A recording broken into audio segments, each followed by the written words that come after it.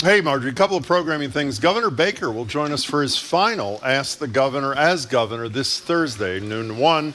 Next Tuesday, back at the Boston Public Library, Michelle Wu will do Ask the Mayor. That's a week from today. Rhode Island Senator Sheldon Whitehouse has been telling the same scary story for years, hammering home a dire warning about a right-wing scheme to use dark money to capture key American institutions, chief among them, the Supreme Court. Some of the most recent revelations about leaks from the court underline his concerns. For example, Justice Samuel Alito, in particular, may have compromised the court's credibility through his connections and contacts with wealthy conservative activists. Senator Whitehouse is demanding answers from the Chief Justice. The senator joins us now on Zoom to discuss his latest with the court and his terrific new book. It's called The Scheme, How the Right Wing Used Dark Money to Capture the Supreme Court. Senator Whitehouse, good to see you as always. Thank you. Wonderful to be with you. Yeah, thank you very much for being with us, Senator. So let's start with what Jim just mentioned, your brand new book, The Scheme, How the Right Wing Used Dark Money to Capture the Supreme Court. What does that mean? Well, dark money is political spending that doesn't reveal who's behind it, anonymous political spending. And it flowed into groups like the Federalist Society while the Federalist Society was picking for Trump his Supreme Court nominees. And it flowed into groups like the Federalist Society in big denominations, $15 million check, $17 million check to pay for the ads to support the Federalist Society chosen nominees with TV ad campaigns. It flows into Mitch McConnell's Republican senators in huge amounts through the big dark money independent expenditure spending that they do. And it turns up in the court to tell the Federalist Society chosen justices what to do through little flotillas of what they call amici curiae, friends of the court, which tend to be front groups that hide who the real donor is, but in little choruses tell the justices what they want done with astonishing record of success. Senator Whitehouse, are all 6 of the conservative members of the court Federalist picks? I can't recall. Is it 5 or 6? And have they all been supported by dark money? Some of them go back a ways and predate the worst of the dark money episode. It really went toxic when Trump handed off to the Federalist Society the turnstile as to who he'd choose for the Supreme Court. But if you go back even into the Bush years, you'll remember that a woman named Harriet Miers was nominated to the Supreme Court by President Bush, and she blew up because of attacks from the right. There was a revolution on the far right against a Republican president to appoint his friend and his own White House counsel to the Supreme Court. And it got so heated that he ended up having to humiliatingly withdraw his own nominee. And that created the path for Sam Alito to get on the court.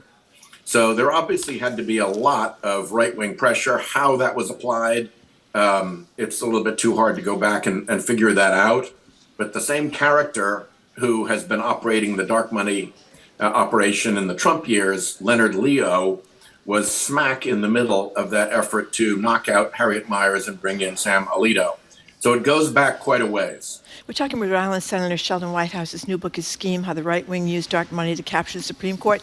Doesn't the Democratic Party use dark money? And if so, what's the difference?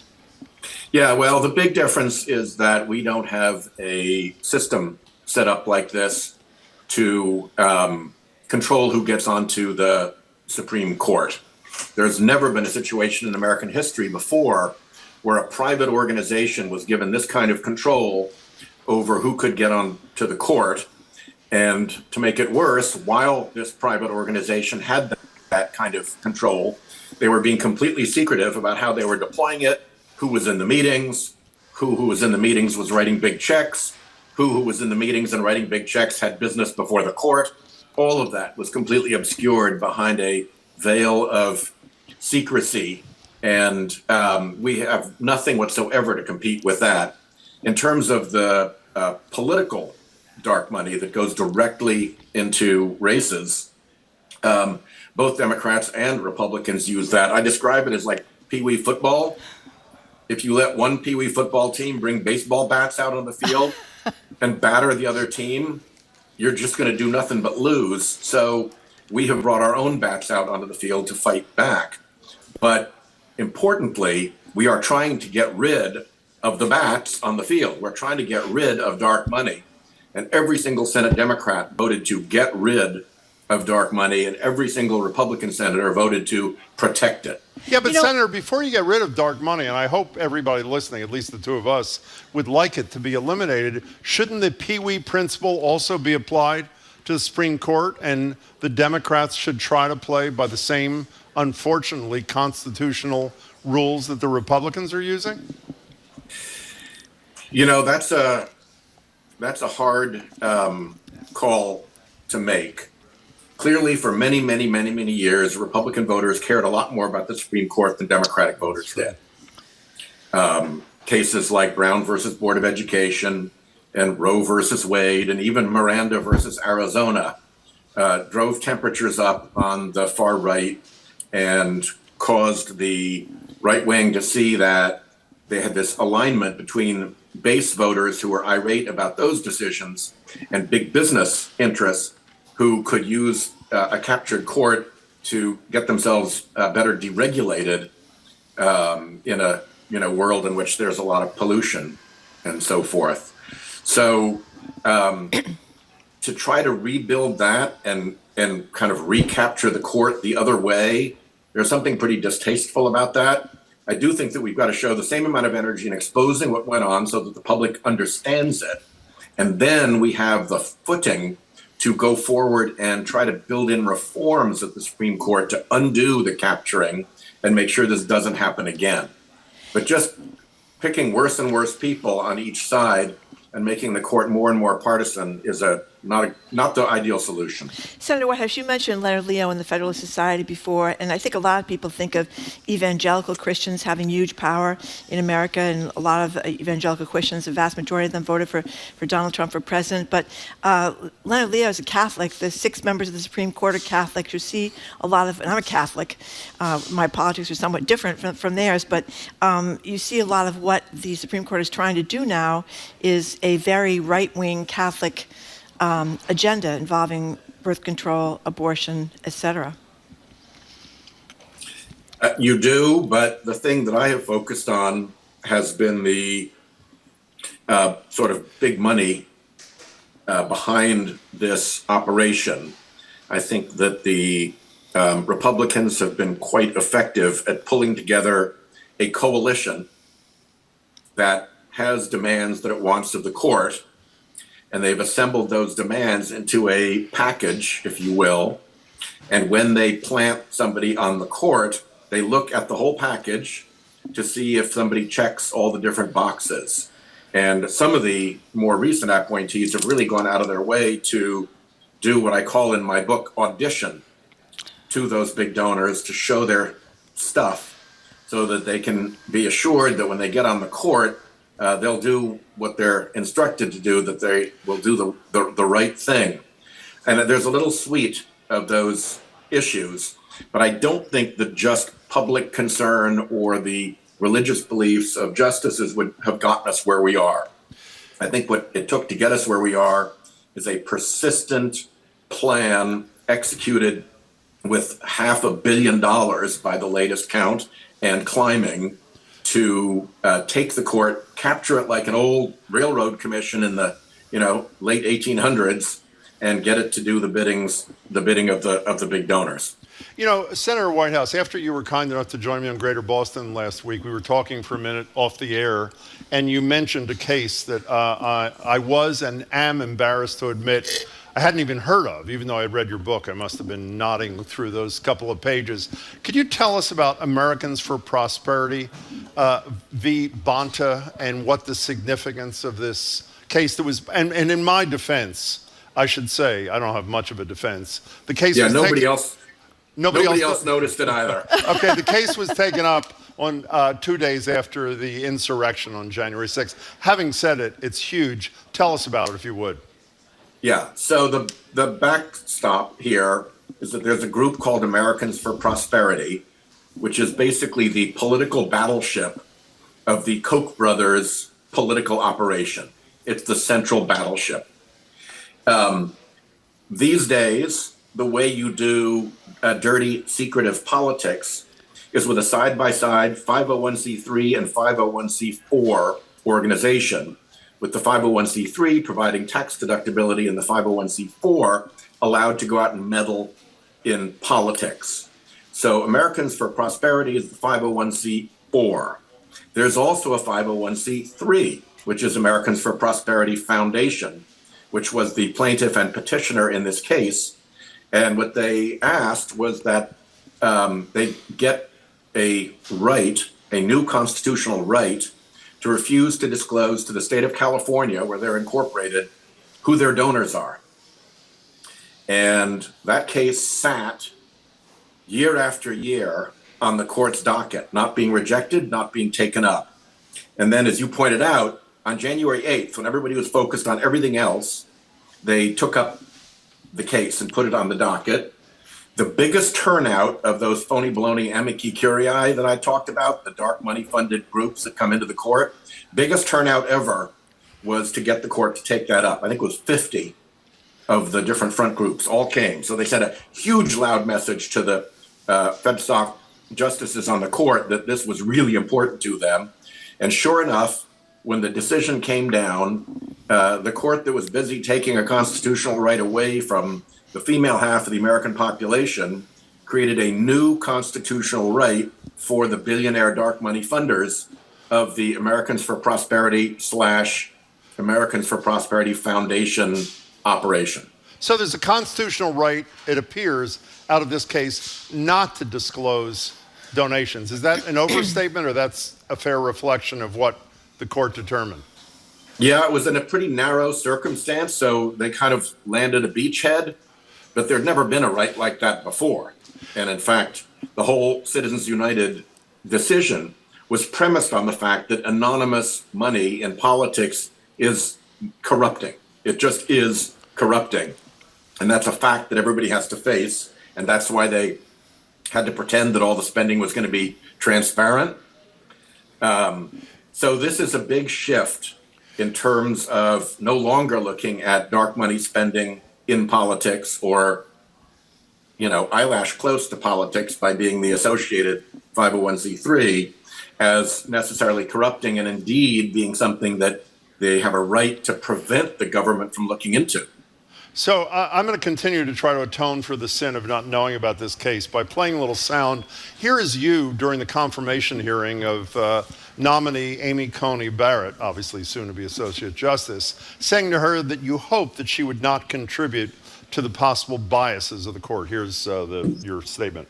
All I want to do is leave with you the thought that when you're on the court, I hope you will conduct yourself and see in whatever way you can that the court conducts itself in such a way that no lawyer goes into an argument in the United States Supreme Court feeling that the case is set against them and there's nothing to be done other than go in and take your medicine. Senator Whitehouse, I will approach every case with an open mind. She'd approach it with an open mind. Did she participate in that ruling in the Americans for Prosperity, Senator? Yes, and in fact, they waited until she was on. January 6th was very important to them because it created such hullabaloo that nobody noticed the January 8th taking up of the case. But the real date was just before that, when Amy Coney Barrett was confirmed. And now they knew they had 6. And they knew that, if Roberts or somebody went squishy, they could get this done anyway. And then they went forward and it actually came down 6-3. And correct me if I'm wrong, in addition to waiting for Coney Barrett to be on the court, was the companion organization for Americans for Prosperity not a major contributor to the effort to get her on the court?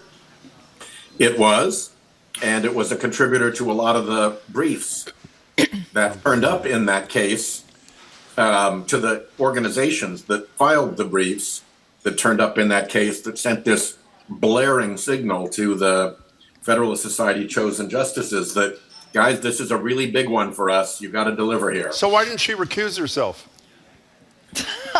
I know it's a stupid question. Marjorie just laughed at me, but go ahead. Accuse himself. Why, Exactly.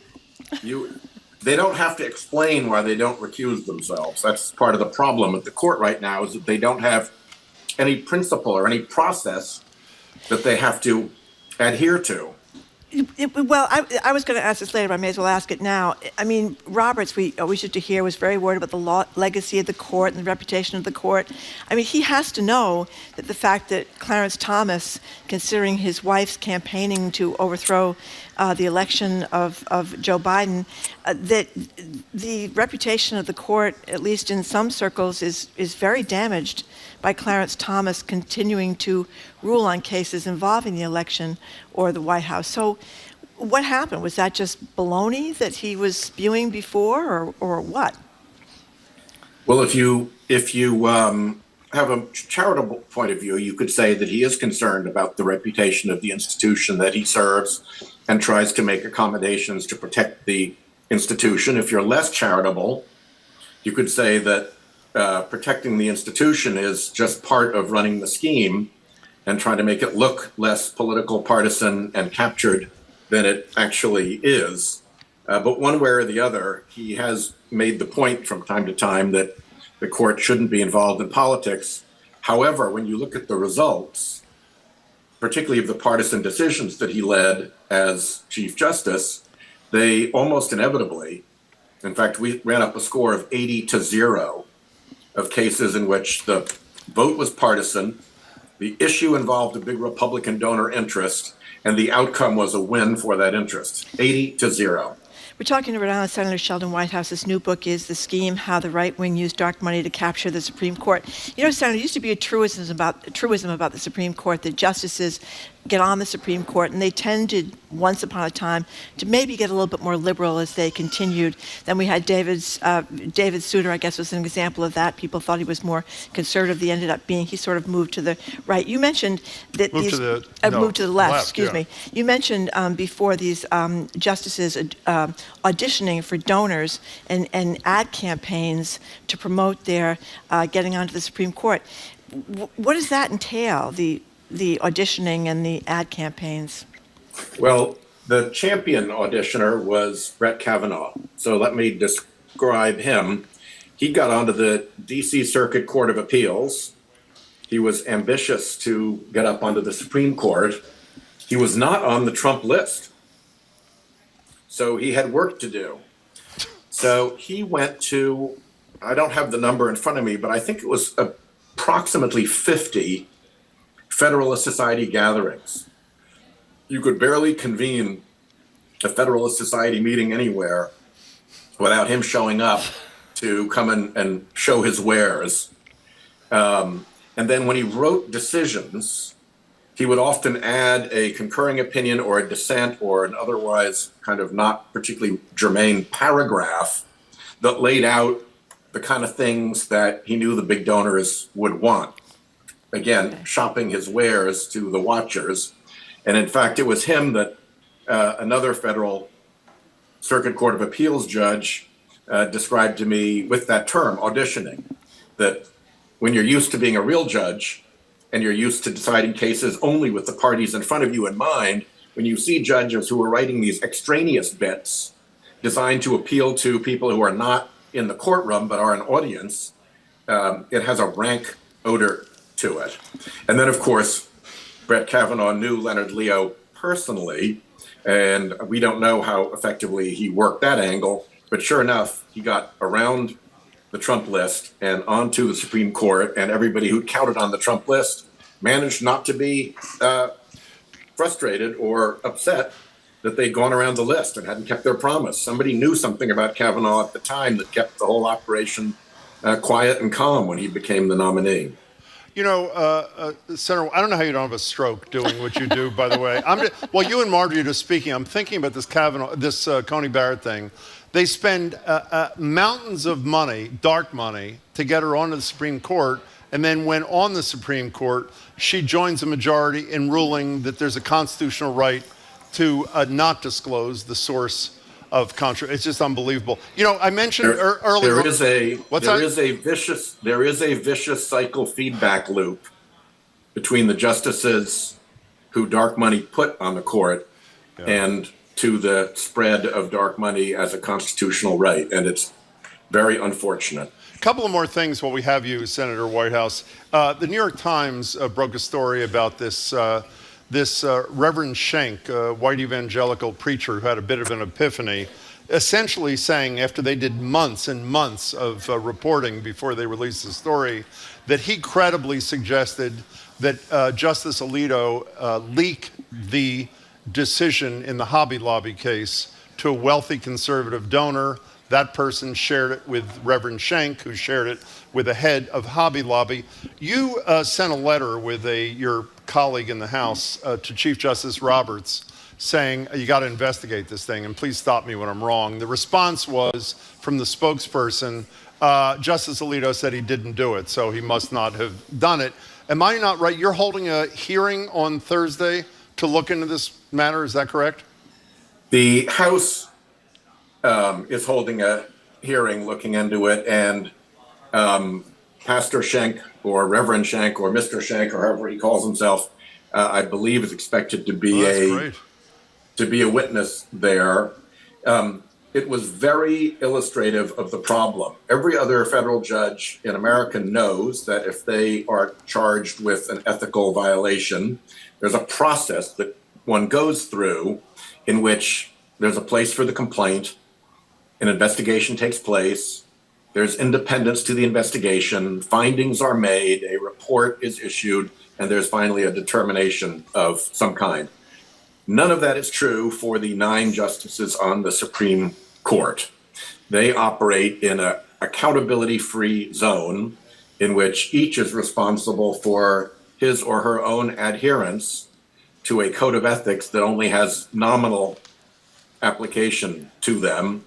And of course, they are taking inexplicable liberties in that situation, and ones that I think are actually really starting to annoy the circuit court judges who see perfectly well what they have to live with and find it regrettable and annoying that the Supreme Court is so often running outside what are very clear chalk lines for every other judge in the federal system. You know, one last question for me, Senator.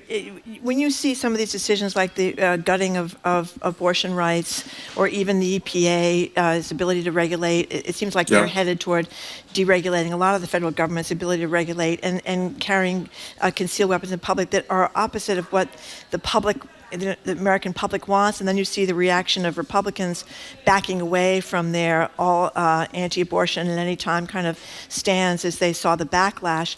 I mean, is there hope that there could be some political solution to this? Or since, as you point out, the justices don't seem to be as concerned about going against what the public wants. There often is. But in some cases, where the court is making new constitutional law, you'd actually have to amend the Constitution or repair the court to undo the damage that has been wrought by the decision. So Citizens United is a perfect example. They've said as a matter of constitutional law that corporations and even anonymous groups have the right to spend unlimited amounts of money in politics. And they claimed that this was all going to be transparent, so there was no risk of corruption, but of course it wasn't.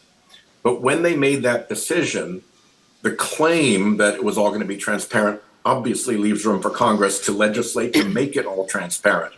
So we have tried repeatedly to pass that disclosure law. But back to the problem of the feedback loop, the Republican big donors want the court to rule this way. They want the senators to protect the court when it rules that way. And so the senators will object to any repair at the court, and also the Republican senators to a person, despite the fact that the public hates this stuff, voted to protect dark money. I mean, it's one of the worst possible votes they could have to take. And yet they lined up like soldiers and took the vote because they knew where the big bucks were behind them. One more piece of bad news before you go, Senator. We were looking at polling this morning. I'm sure you've seen it. Anywhere from as few as 7% of the American public, the highest number I've seen is 20% in the last few months, have great confidence in the Supreme Court. What is the absolute lack of confidence in the top court in a country due to the democracy over which it presides, Senator? Well, that's an interesting and a difficult question. I do think that if you come to believe, as I have, that this court is a captured court, like an old, 19th century railroad commission being run by the railroad barons, then you've got a pair of choices. You either ignore it and let it run on and do its captured, unfair business, or you have to call it out. And I've chosen to call it out because I think the only thing worse than a captured court is a captured court that people don't know is captured. But it does affect the standing and reputation of the court. And I hate that part of it because I think it really is important that the Supreme Court stand proud and independent with the confidence of the public that it will make proper legal decisions. But it is the Supreme Court's own behavior that has brought this on itself. And the idea that Alito suggests that we can't talk about this, that the prestige of the court is more important than how the court is actually behaving and whether it's actually dispensing justice, I think is a terrible mistake. So we are in an awkward quandary with that predicament, but it's a quandary, A, that the court has brought on itself, and B, that the court can cure by itself if it would put itself under proper ethics principles and procedures. Well, you were the caller out in chief, and your book is terrific, and thanks for your time, Senator. We really appreciate it. Great to be on with you. Thanks so much. Thank you. That was Rhode Island Senator Sheldon Whitehouse. We're very grateful for his time, his latest book, The Scheme, How the Right Wing Used Dark Money to Capture the Supreme Court. Kind of grim. Coming up. Kind of grim. Yeah. Coming up, we're going to open the lines to get your take on this Supreme Court situation. The senator made his case.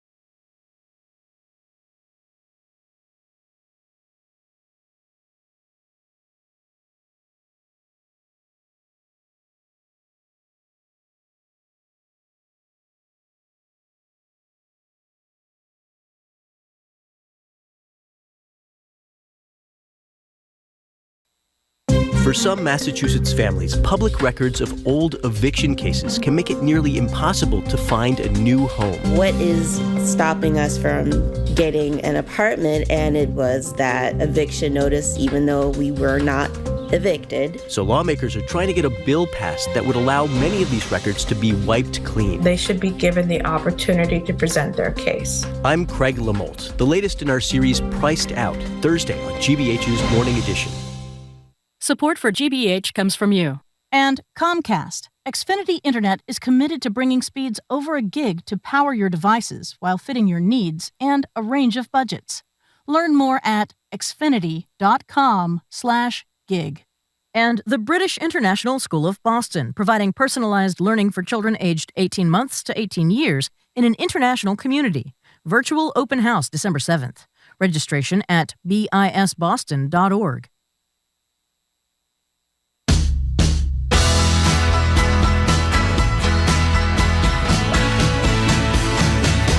Welcome back to Boston Public Radio. Jim Browdy and Marge Regan live from the Boston Public Library, streaming at youtube.com/GBH News. We just spoke with Senator Sheldon Whitehouse. That was uplifting, wasn't it? It was really an uplifting conversation. Oh my God, about the credibility and some might argue the corruption of the Supreme Court as it becomes clearer and clearer that a right-wing campaign to control it has been wildly successful. The lines are open for texting and calling, 877-301-8970. We'd like to get your sense of the Supreme Court, how you feel about it. And I think even more importantly, one of the few things that I think we deserve praise for, even though this crusade, like almost all of ours, has been unsuccessful. Before every presidential election that we've been on the air, I think we've been on the air for 6, Marjorie, we talk about how the most important issue you should be voting on is who that candidate will pick to the Supreme Court, because unlike a president who lasts 4 or 8 years, I looked up the ages. Gorsuch is 57. These are Trump's judges. Kavanaugh, 55. Coney Barrett, 50. They're going to be there, if they have a normal lifespan, 30 more years. Correct. That's potentially 8 presidential administrations, and they have unlimited power to determine the quality of life. I mean, look at the Dobbs decision. Look at the EPA decision. Look at the gun decision. That was all in one week. Voting rights in June. decisions. And so we want to know, again, how you feel. And when you go vote, is the Supreme Court high on your list of concerns, or is it just individual cases? I care a lot about reproductive freedom. I care a lot about guns. But it seems to me we should be caring a hell of a lot more, as Senator Whitehouse said, as the Republicans, conservatives do, I should say, about the composition of the court. We had Donald Trump on the show when he was candidate Trump in 2016. We were in New Hampshire in February, obviously for the primary. We asked him a question about the kind of people he'd appoint to the Supreme Court. Here's what candidate Trump had to say. But we want good, strong, conservative people that are extremely smart. Scalia is a terrific judge. Clarence Thomas, you look at him, he's been a stalwart. He's been terrific. And we have others. I'm disappointed in Roberts because he gave us Obamacare. We're going to pick, that's one of the truly very important positions of a president. And I think he'll be very happy with the people we put in. I have to say, I rarely say he really gets it and Donald Trump in the same sentence, but he really did get it. He went on to say his nominees had to be pro-life.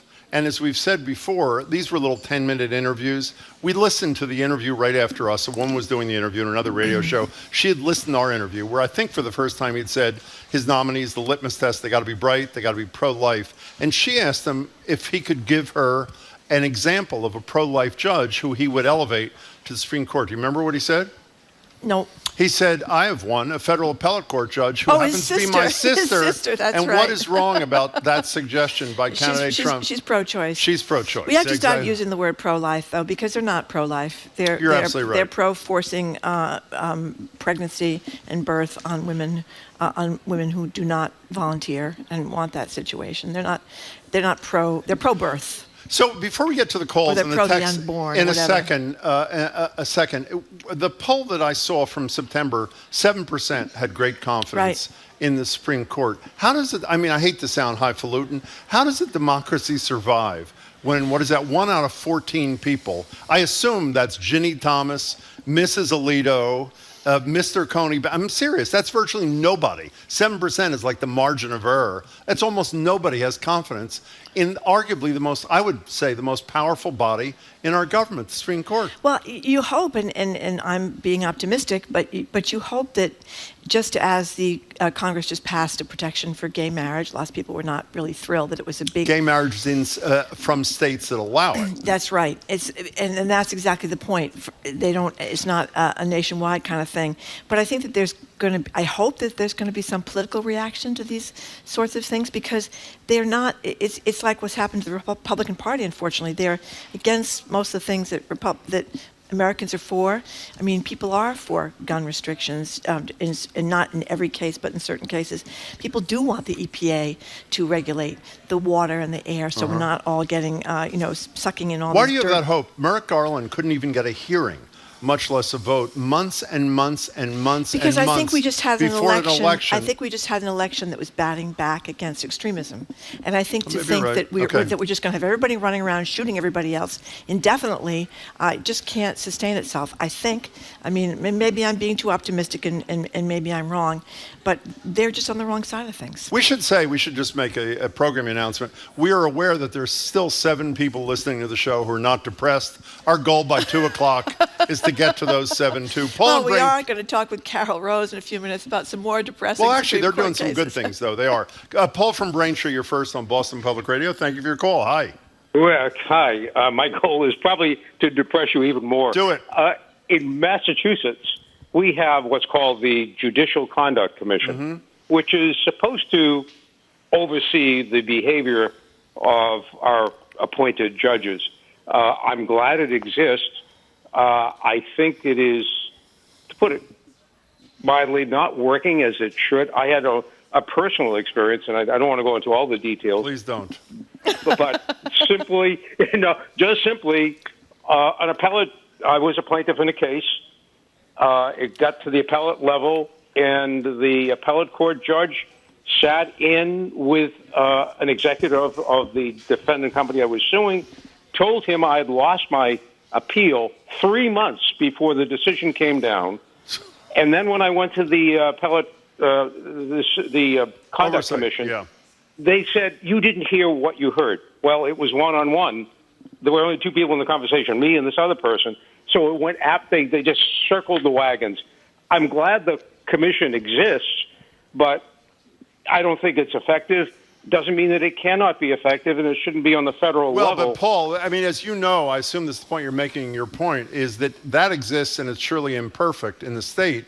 Nothing exists in terms of the ethics of the Supreme Court. Judge Gertner, former Judge Gertner, was with us last week. She was on Joe Biden's Presidential Commission on the Supreme Court. She said one of the issues they discussed is whether retired federal judges should form some sort of ethics panel that would oversee the behavior, the recusal, the non-recusal of people like Clarence Thomas. And I would say, even with its imperfections, I would take that over nothing any day of the week. Paul, thanks for the call. I mean, look at the Clarence Thomas situation. We now know that his wife was making money, going after the 2020 election results and sending all these notes to different people, and some including the chief of staff to the president of the United States. And some of these amicus briefs that came from people she was associated with, their words wound up in decisions that came out of the court. I mean, he should not be ruling on anything to do with the election or, it's just... How about Amy Coney Barrett, the thing we talked about this case today? Yep. They spent millions, the organization, dark money to get her elected, and then she rules in the dark money case saying there should be a constitutional right not to disclose the source of your donations. And you know what else? Everybody always talks about the Ginsburg rule, but of course it's not true. They were saying that, that she was asked As in about... Ruth Bader Ginsburg. Yes, Ruth Bader Ginsburg was asked about abortion, and she said she was pro-choice. They've somehow twisted this to mean you don't have to answer any questions. So they don't answer any questions. That used to be different as well, and I think people just don't, people are busy, they don't pay enough attention to this kind of stuff. And I think what's really sad is that you kind of thought of the Supreme Court, okay, maybe you have some dingbats in Congress, maybe you have some dingbats in the House or Senate or whatever, but you kind of thought the Supreme Court was, they might be very conservatives, but they were scholarly and they knew what they were doing and all these kinds of things. And now you just look at them and you think that they are almost paid operatives. Like hacks. I mean, they're like political. Yeah, I'm with you. Scott in Salem, you're next on Boston Public Radio. Thank you for your call. Hi. Hi. It's a little bit embarrassing because the one and only time I volunteered for a presidential election was the first Obama campaign. And when I went into the volunteer office, the head volunteer asked me why I was there, and I said the Supreme Court. Good for you. And this was, 2008? Mm-hmm. I think the Democrats have been asleep at the switch for a long time. Absolutely. The 9 members, that's not written in stone. It's been various numbers over the years. And the Republicans have gamed the system, and it's time that the Democrats play hardball and increase the court. Scott, I want to speak to what you said because I think a lot of people are confused about that. While the conventional wisdom, again, at least according to people like Larry Tribe, obviously a constitutional expert who's had, I think, 3 Supreme Court justices in his class, not to mention Merrick Garland and Barack Obama, that the Constitution would have to be changed to do term limits. But the Congress, on many occasions in our history, as you suggested, has changed the numbers of the Supreme Court. And it is incredible. After the Merrick Garland nomination, I don't think this is rhetorical, was stolen. Remember, that was months before the election. Coney Barrett had her hearing and confirmation when people had already started voting in that election. The fact that they didn't use that opportunity in response to the Republican packing of the court to expand the court is a shame, and I'm with you. I think that is something that at least deserves a serious look. Scott, thank you very much for the call. We got to take a break, Marjorie. Yeah, we'll take a break. Here's Tom from Taunton. I naively thought someone who has worked to become a judge would be capable of impartiality. With injustice, Barrett and injustice Thomas alone have disproved that view. Anyway, we're talking about the state of the Supreme Court. What do you think about it? Are you concerned about it? The number to call or text us at is 877-301-8970. You're listening to Boston Public Radio, live from the Boston Public Library, 89.7 GBH.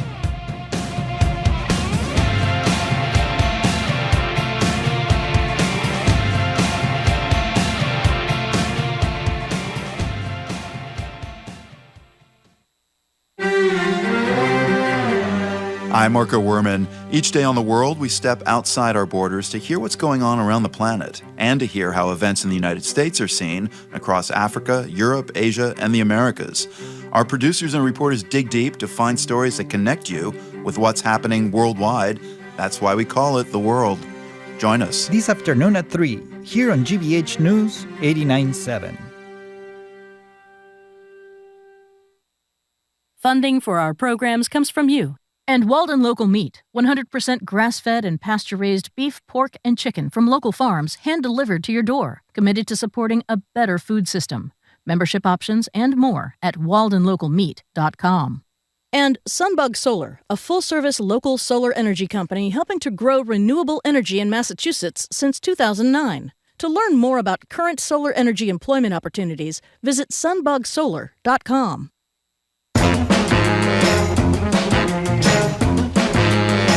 Welcome back to Boston Public Radio. Jim Browdy and Marjorie. And we start with the library today. We hope you join us. We started today's show by talking to Senator Whitehouse from Rhode Island about his book, The Scheme, How the Right Wing Used Dark Money to Capture the Supreme Court. And we're talking to you about whether or not the average voter cares deeply enough about Supreme Court picks by a president. And I think the conventional wisdom with which I agree, conservatives care a hell of a lot more about it than liberals do. Here's Michelle from Chester, Vermont. As a holder of a law degree, I've always been focused on and concerned with the Supreme Court and have tried to convince those I know the same.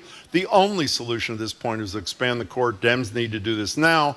I suggest 29 justices to dilute the opinions of the dark money chosen few. And yes, Jim and Marjorie, I am already thoroughly depressed.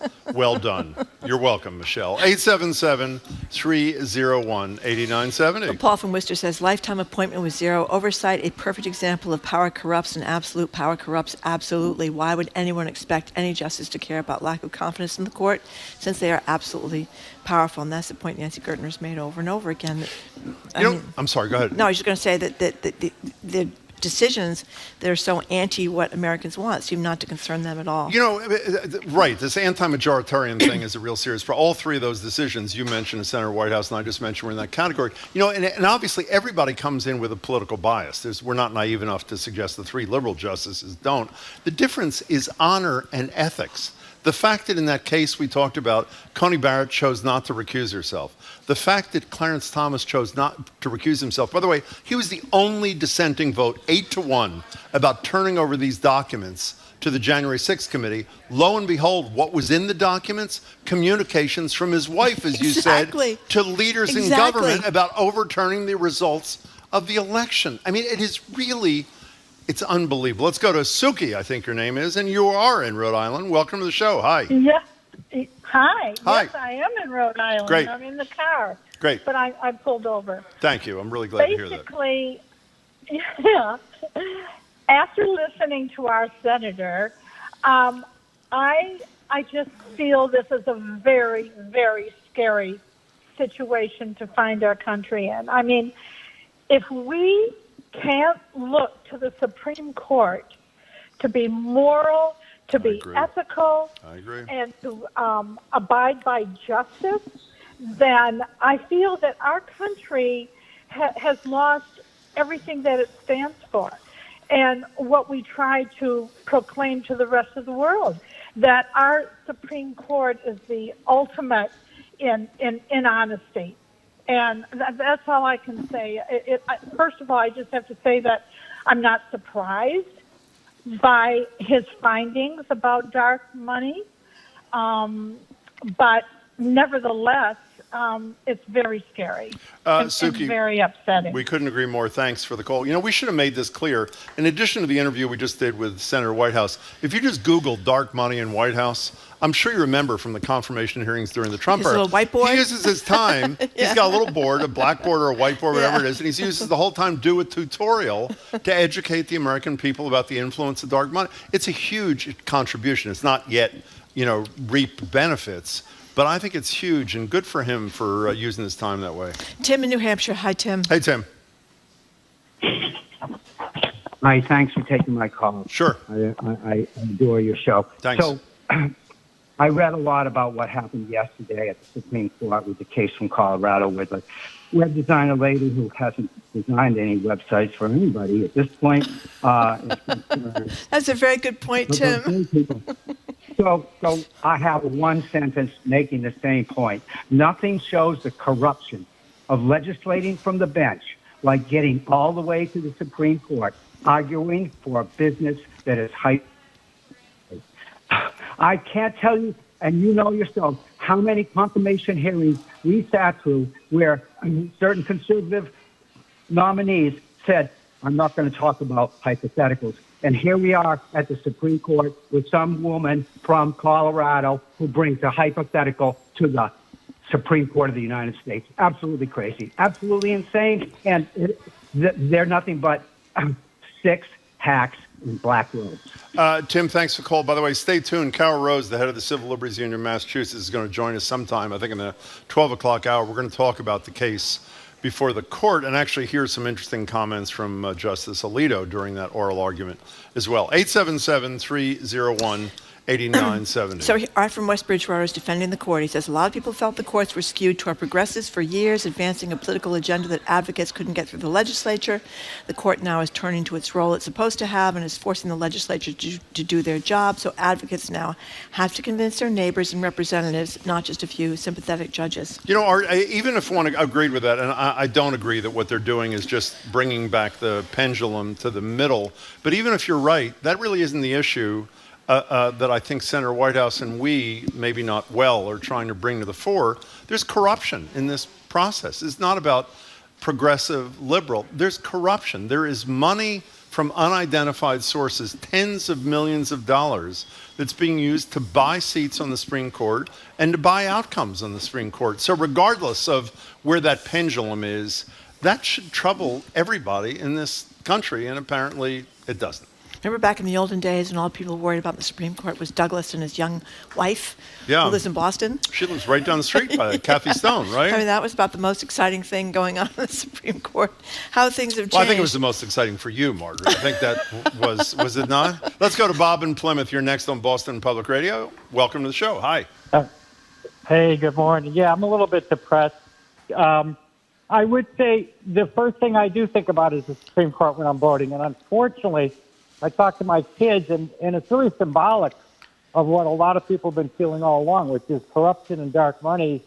And thankfully, Senator Whitehouse has, showed us this, but it's been going on for a long time. And I just would like to point, kind of connect the dots. That just that it's reached the Supreme Court level, there's a lot of folks who've been feeling this for years, and I do think that's why people are so disillusioned with the entire political system. It's one thing to get into office and vote your conscience. That's fine, but it's like now we're just like other countries. The corruption is insane, and I think the younger population certainly has known that for a while. That's why they're so disillusioned. So that's my comment. Well, I would say the older population knows it pretty well too. Speaking for that population, thanks for the call. By the way, we didn't have time with the senator. He has proposed an 18-year rotating term limit. The notion, it's one thing to have no age limit. When the Supreme Court was created, how long did people live there? 35 years, 40 years, whatever they did? They didn't live to be in their mid-80s. Right, exactly. And so the notion that you can get on the court at, I think Coney Barrett was 48 or 49, and be there for 40 years, was that good for democracy? Is that what was envisioned? 18 No, years no. is enough so that there's not. Because I think you're out of it in many ways. You were out of it. I mean, Amy Coney Barrett, unfortunately, was out of it before she even got in the court, given the Before she ridiculous, was into it. Yes, given the ridiculous thing she said about, just give the baby up for adoption. No problem. What'd she say about climate change, too? She hadn't read up on it? She didn't know about it. She didn't know about She it. didn't quite say I didn't know about it. She's going to be on the Supreme Court. She said I didn't know. No, yeah. She basically said she didn't know enough about it. Yeah, that is essentially what she said. Yes. But this started to me with Clarence Thomas, because Clarence Thomas, for my money, was a 100% sexual harasser of Anita Hill, and he got up there and lied when he was at his hearings. You chaired that hearing, by the way. Yes, Joe Biden. Joe Biden. And George Bush started this with putting somebody that was not just a sexual harasser, but a lot of people do not think was qualified to be in the Supreme Court to fill the seat of Thurgood Marshall. That's when it began. And then his son went on to put Harriet Miers, but he was so disgraced, as Senator Whitehouse said, he had to withdraw her because she wasn't qualified. You used to have to be a really big brain to get in the Supreme Court. Why did that other Ginsburg have to pull out the man? Was that because he smoked marijuana, right? That's right. Wasn't that pretty good? He was a man ahead of his time. Apparently. Threw him right off. Hank in Stowe, you're on Boston Public Radio. Take it away. Yeah. Hey, good morning. Love your show. Thank you. Second time caller. Thank you. Two comments, actually. One comment is earlier someone made a comment about the deafs being asleep at the wheel, and I was reminded of a quote from The Second Coming by William Butler Yeats that basically goes, the worst are filled with passion and intensity, where the best lack all conviction. Yeah. The Dems, the Dems just don't have that same kind of killer instinct. The other comment I'd like to make is tied to motivation theory. I used to teach organization behavior for years, and it's tied to a theory called by a guy named David McClellan, and taught at Harvard, and basically it's power, affiliation, and achievement. The Dems seem to be attracted to achievement, whereas the Republicans are very good and very attracted by power and the maintenance of power, with virtually no regard to repercussion. That's my 2 cents. Well, you did beautifully well. Not a good connection, but that was great. Hank, thank you for the call. That's a great poem, though, The Second Coming, slouching toward Bethlehem to be born. It's a great poem. One other thing I would suggest, if people care about this as much as we at least think you should, there was a Frontline documentary called The Supreme Something or Other about a year ago about Mitch McConnell as a young United States Senator when Robert Bork was borked and wasn't confirmed, and how he pledged that day to dedicate his whole life in the Senate to making sure the conservative justices populated the majority of the court. It is a brilliant piece and does a lot of what Sheldon Whitehouse has done so well as well. I would check it out. Okay, coming up next, we are done with this now. Will it really take the British royal family to get us on the right climate track? Will and Kate, will they rescue the world? We'll speak with Boston Foundation CEO and President Lee Pelton about the city's climate goals here in Boston, plus ways to help with this winter's massive heating costs. You're listening to Boston Public Radio 89.7 GBH. We are broadcasting from the Boston Public Library, as we do every Tuesday and every Friday, and we are streaming on youtube.com/GBH News.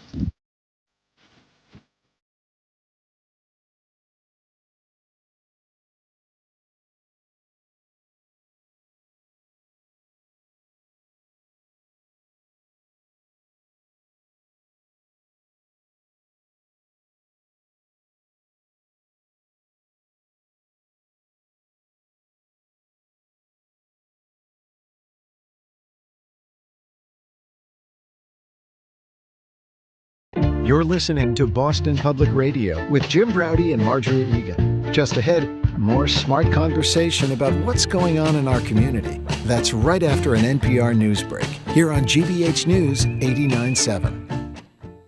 Our programs are made possible thanks to you and Neville Place Assisted Living in Cambridge, providing residents with wellness, care, and support services designed to help seniors stay sharp, social, and independent. More at nevilleplace.org/care. Every story has its twists and turns, so let the PBS NewsHour set the record straight. Get the facts you need from America's most trusted news source. Don't miss the PBS NewsHour, weeknights at 6 on GBH2. Trusted. Local. News. You're listening to 89.7 WGBH, HD1 Boston, online at gbhnews.org. GBH News with NPR. What matters to you. Ahead on Boston Public Radio, live from the Boston Public Library, we'll open the noon hour with Lee Pelton of the Boston Foundation, which recently found that Boston's falling well short of its target to achieve net zero emissions by 2050. Then, speaking of philanthropy and the season of giving, we'll open the phone and text lines to hear how you're giving back, if you are, and why. Then it's ACLU Executive Director Carol Rose on 2 Supreme Court cases this week that could have far-reaching consequences for democracy. CNN's John King updates us on the latest political headlines from the Senate runoff in Georgia to no more first-in-the-nation primary in New Hampshire. Then Oxford's 2022 Word of the Year has been revealed to be goblin mode. Have you gone full goblin mode, unapologetically embracing your laziness? We'll open the phone and text lines to hear what you think. All that ahead. Boston Public Radio 89.7 GBH.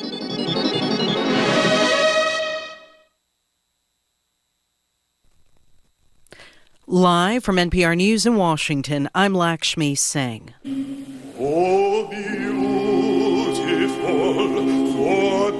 Under the dome of the Capitol Rotunda this hour, a ceremony is being held for the law enforcement officers who defended the People's House against pro-Trump rioters on January 6, 2021.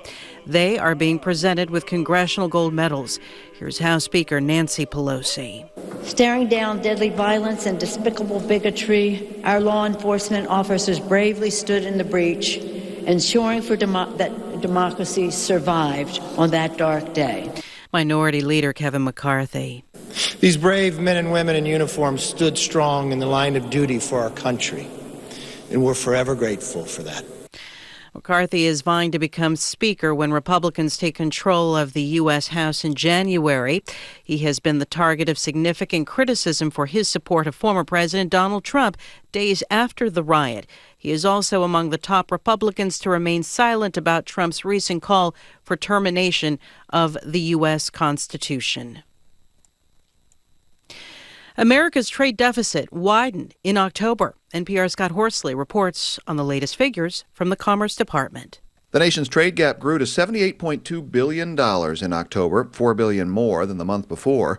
Imports were up during the month, while exports were down. Exports have been hampered by the strong dollar, which makes U.S. products more expensive for customers in other countries. Crude oil prices declined as a new price cap on Russian oil exports takes effect. Western insurance companies say they won't cover tankers carrying Russian crude if the oil sells for more than $60 a barrel. U.S. gasoline prices continue to fall. AAA reports the average price at the pump is now $3.38 a gallon. That's down about 14 cents in the last week and more than 40 cents lower than a month ago. Scott Horsley, NPR News, Washington. In Ukraine, President Volodymyr Zelensky has made a surprise visit to eastern part of the country near the front lines of the ongoing fight.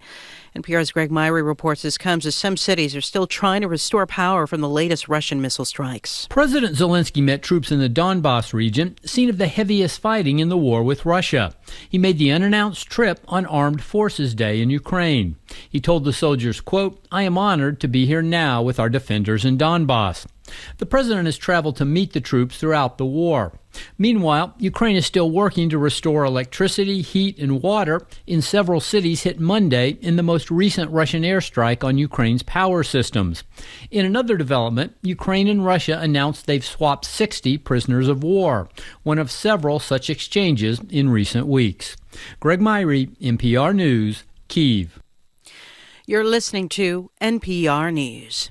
Good afternoon. With the latest from the GBH Newsroom, I'm Henry Santoro in Brookline.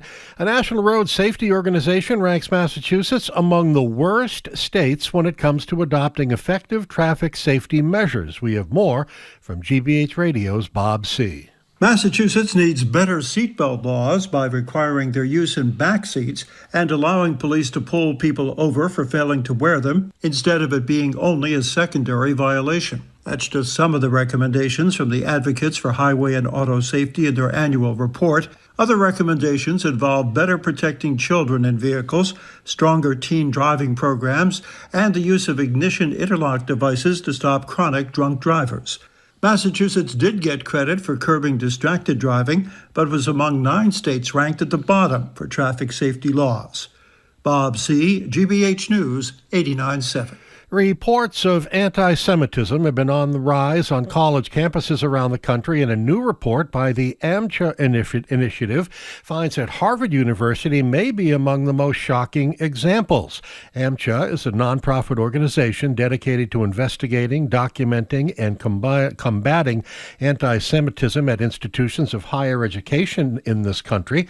And the Jewish Voice reports that the 25 incidents recorded during the last school year at Harvard put the institution first in 3 categories considered: their redefinition, suppression, and denigration by the organization. The report says that campuses with at least 5 faculty members academically supportive of boycotting Israel or those with anti-Zionist student groups were more likely to experience anti-Semitic incidents. I'm Henry Santoro, GBH News 89.7. Support for NPR comes from NPR stations. Other contributors include Fisher Investments. As a fiduciary, Fisher Investments is obligated to act in their client's best interest. Learn more at FisherInvestments.com. Investments in securities involve the risk of loss.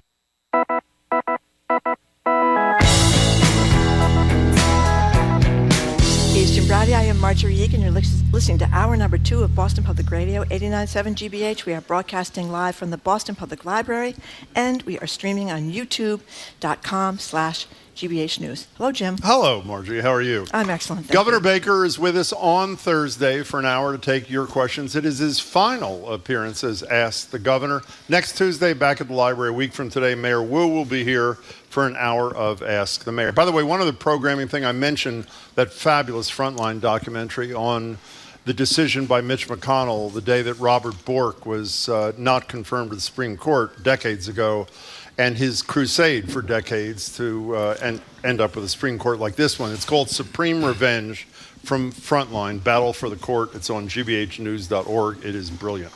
So last week, the Royals descended on Boston in all their gilded glory, and their celebrity might actually be put to good use. Hannah Jones, the executive director of Earthshot, when she joined us, said beneath the spectacle of their visit for the Earthshot Prize is an effort to build partnerships between the groups working on the ground and the foundations with influence to broaden their scope. Joining us is Lee Pelton. Lee, of course, is president and CEO of the Boston Foundation, which recently released their first ever Boston Climate Report. And I think we're always supposed to say, in the spirit of full disclosure, he also sits on the board at GBH. Lee Pelton, it's good to see you. Good to be here. So, Lee Pelton, last time you were here, you were just about to release your climate report, and as long as you refused to tell us anything. He did refuse to tell. That's right. It was embargoed. But as long as we're talking about depressing things like the Supreme Court, we may as well keep along the same depressive lines we've been pursuing, and tell us what you said in the report, which was tough to read. Yeah, given that there's this important vote in Georgia taking place, the report neglected to talk about how the good air in America was going to push out the bad air in China and solve everything. So, that's right. So for the 3 people who don't get the reference, that's how Herschel Walker responded to an incredible climate change question. But go ahead. Oh boy, you can't make this stuff up. So the report says something that probably doesn't surprise any of us, and that is that our very ambitious goals to be carbon neutral by 2050 is out of the reach without some extraordinary action being taken. When you look into the future, here are a couple of things that I know about the future. The future is electrification. That is where we're headed. Although when they take out my gas stovetop and replace it with electric stove, my cold dead hands are going to be on. Yeah, it's a tough switch. Very tough. It's tough for someone who likes to cook and be in the kitchen. But electrification is the future, and we know that. And so we're going to have to use that with respect to our mass transit system, and electrifying buses, electrifying cars, obviously, which means that we're going to have a more robust charging station infrastructure. That's going to take a lot of time, and it's going to require actually a partnership with our electric utility companies. So out on the West Coast, for instance, in rural areas, they are experimenting with putting charging stations on, these are electric companies, on their electric poles. Charging stations for EVs? Really? Yeah. And they'll be on the poles, and they will descend down, and you'll be able to use them if you're out in some rural space. That will be more difficult here because we don't have a lot of wires and those sorts of things. But electrification, I mean, that is where we're headed, and we'll need to be able to do that. And I know you spent a lot of time here talking about the virtues of hot pumps, heat pumps, and so we're going to be moving in that direction. And of course, looking for ways to make sure that the electric that we use is using clean energy and carbon free as much as possible. Obviously having Mayor Wu on board, and obviously climate issues are front and center in terms of her prospective agenda, hopefully will make a difference. What happened? I mean, what went wrong? Who didn't perform so that the conclusion of your report was we're not going to meet this cutting greenhouse gases in half by 2030, and who failed? No one failed. It's just that, the prediction, we will not be the only, city or region who've made, or state that's made these predictions and will not be able to meet them. I was at a group and we had a climatologist who came to speak to us. This was 10 years ago. And he essentially said something that we don't want to hear, which is we've passed the Rubicon. Yeah. It's not about getting better. It's about mitigating the future. And what we will depend on is technology to help us mitigate the future. For instance, there are these electric charging stations where you can go get your car charged, but it also sends electricity back into the grid. So things like that. And if you haven't, I would suggest that you have on this program the folks that work at Greentown Labs. I don't know if you know them or not. I've heard of them. I don't know much about them. Unbelievable stuff that they're doing. Write that down, Jim. Incredible, innovative stuff, incubating these climate-centered kinds of Lee, we things. go out of our way not to criticize guests, but I think you're really unfair to Herschel Walker. So we decided to let the candidate speak for himself. Here is Herschel Walker's incredibly cogent explanation of why we've got a climate problem. Here it is. Since we don't control the air, our good air decided to float over to China, bad air. So when China gets our good air, their bad air got to move. So it moves over to our good air space. And now we got to clean that back up. What's your problem with that? I think it's brilliant. It's the bad air, clean air conundrum. But in fairness to Herschel Walker, Walker, he is certainly not the only one spouting craziness along these lines. We have the former president up there in his announcement, he's running for president again, saying, "Oh well, in 300 years, they say the ocean is going to move up 1/8 of an inch or something," which is ridiculous. You've had meteorologists; a lot of them have been very slow to get on the climate change. There's been huge denial about climate change, and obviously, fossil fuel money does not want it. They're behind a lot of the fighting against the wind farms. We say it's the fishermen. Well, really, the money's coming from the fossil fuel industry. So you can see where there's a lot of denial still. Lee, one last thing about this. I opened this by mentioning this Earthshot Prize thing. And, first of all, the money was short money, and that's not to disparage the effort. $1 million or $1.2 million for 5 organizations is, it's great for those organizations. It's not really serious money as compared to, for example, the climate appropriation and the Inflation Reduction Act. Mm-hmm.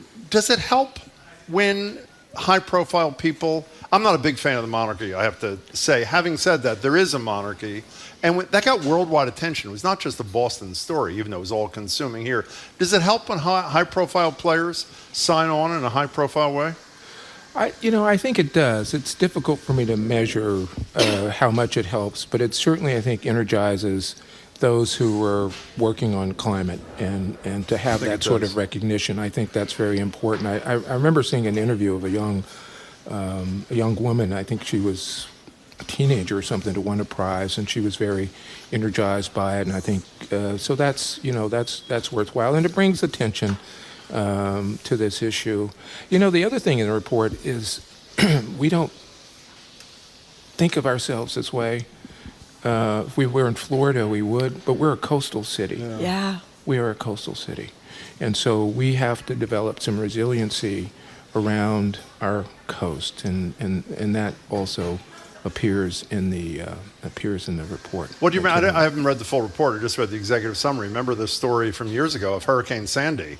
What was it? 8 degrees more to the taken whatever. Out a lot of the Back Bay. Most of and of huge course, part of the city. we built the seaport without really much thought to the climate situation there.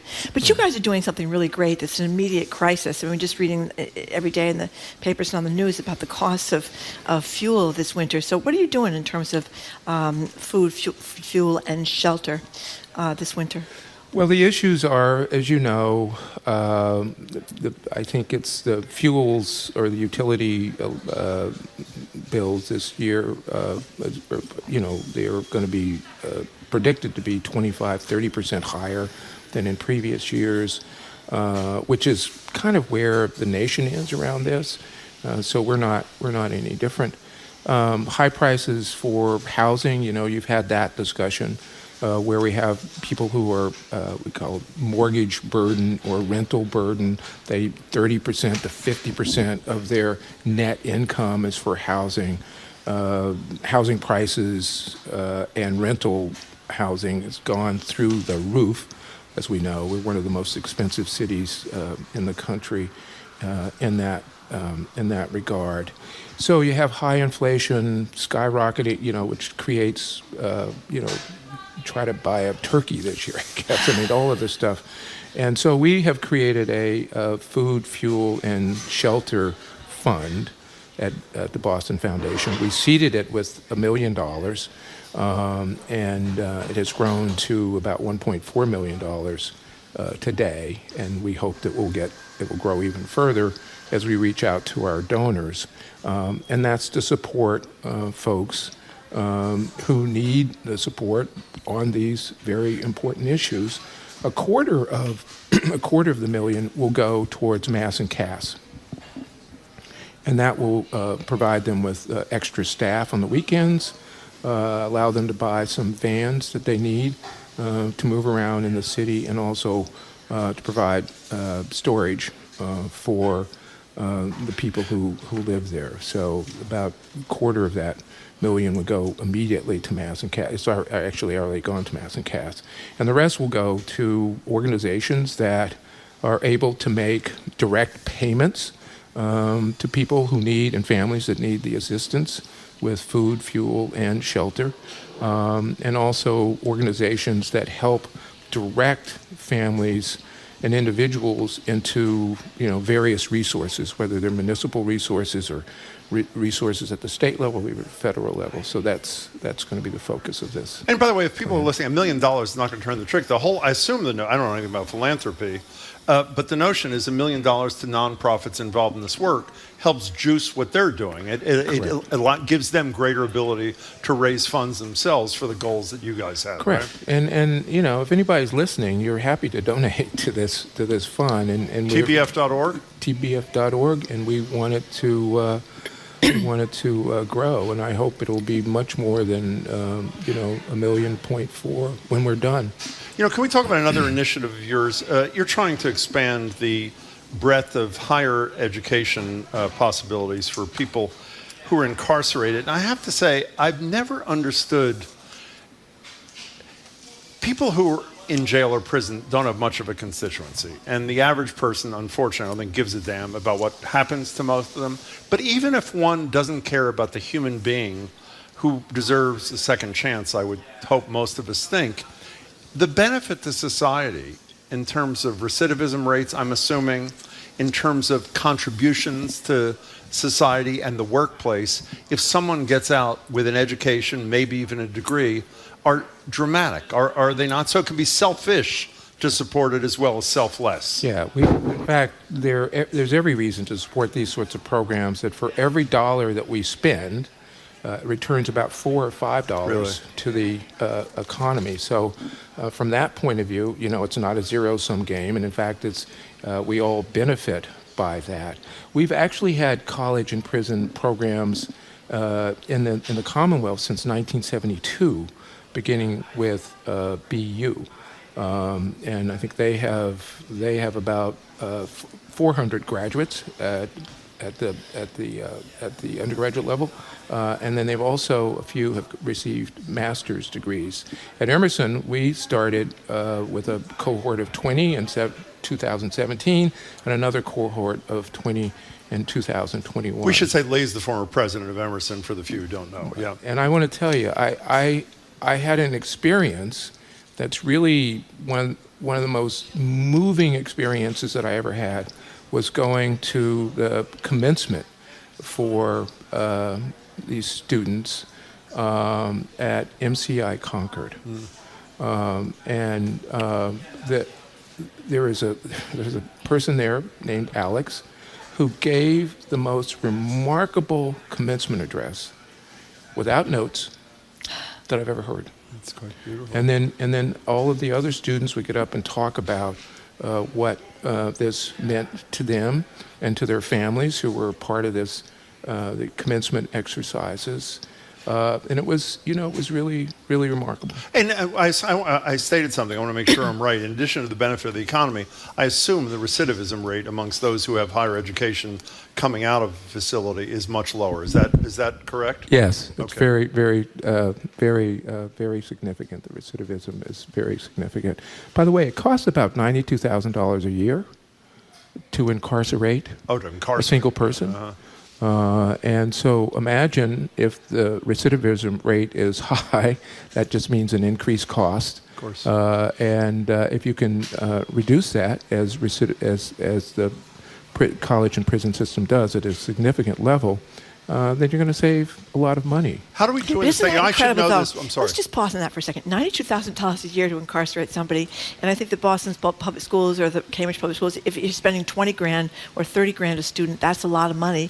Even colleges, which are outrageously expensive, as you know, they're not $92,000 for the most part yet. So isn't that really incredible? And then we have the private prison kind of industrial complex, which some people are cracking down on, but we spend millions and millions and billions of dollars on this thing. So this makes good sense because you're going to reduce recidivism rates. You're going to have fewer folks in prison. And by the way, the Commonwealth has done very well in that regard. In 2012, it had a little over 11,000 men, some women, in our prison system. And now that's a little over 6,000. So in a 10-year, 2012 to 2021. How are we doing on the higher ed front, though, compared to our neighboring states? We could do better. You look at New York, which has 1,400 or 14,000, actually, I think it's a number. That's 1,400 students who were in the higher ed programs. Higher ed programs there. And there are about 24 colleges and universities who are engaged in this program. In the Commonwealth, we have 4. It's BC, BU, Tufts, Emerson, and Mount Wachusett Community College, who are doing degree-bearing courses. And BU has really led the way in a very significant way. This is not new. As I said, it's been around since 1972. And in those days, the students could actually receive Pell Grants. They can't anymore. They cannot anymore. Federal legislation, not since 1994, since we were all worried about crime and so on and so forth. But that is going to be reinstituted in 2023. So how the hell does a person who's incarcerated pay the costs of a higher ed program? Well, at Emerson, we pay the cost. Oh, you did? Yeah. Oh. Yeah. This is not, the the Department of Corrections doesn't pay for this. We pay for that. Is that the same with all the other universities you mentioned? Oh, really? Absolutely. That's great. Absolutely. That's terrific. Yeah. We're talking with Lee Pelton, President CEO of the Boston Foundation. Dave Wedge had an interesting piece in Boston Magazine, which is talking about the future of Boston philanthropy. He talked about how David Mugar was at Star Market. I think David Mugar was Star Market, yeah. Yeah, millionaire from Star Market. Ned Johnson, founder of Fidelity. People that were kind of the kingpins, as it were, of philanthropy in Boston. Healthcare guy Thomas Shields, Robert Beale, the real estate guy.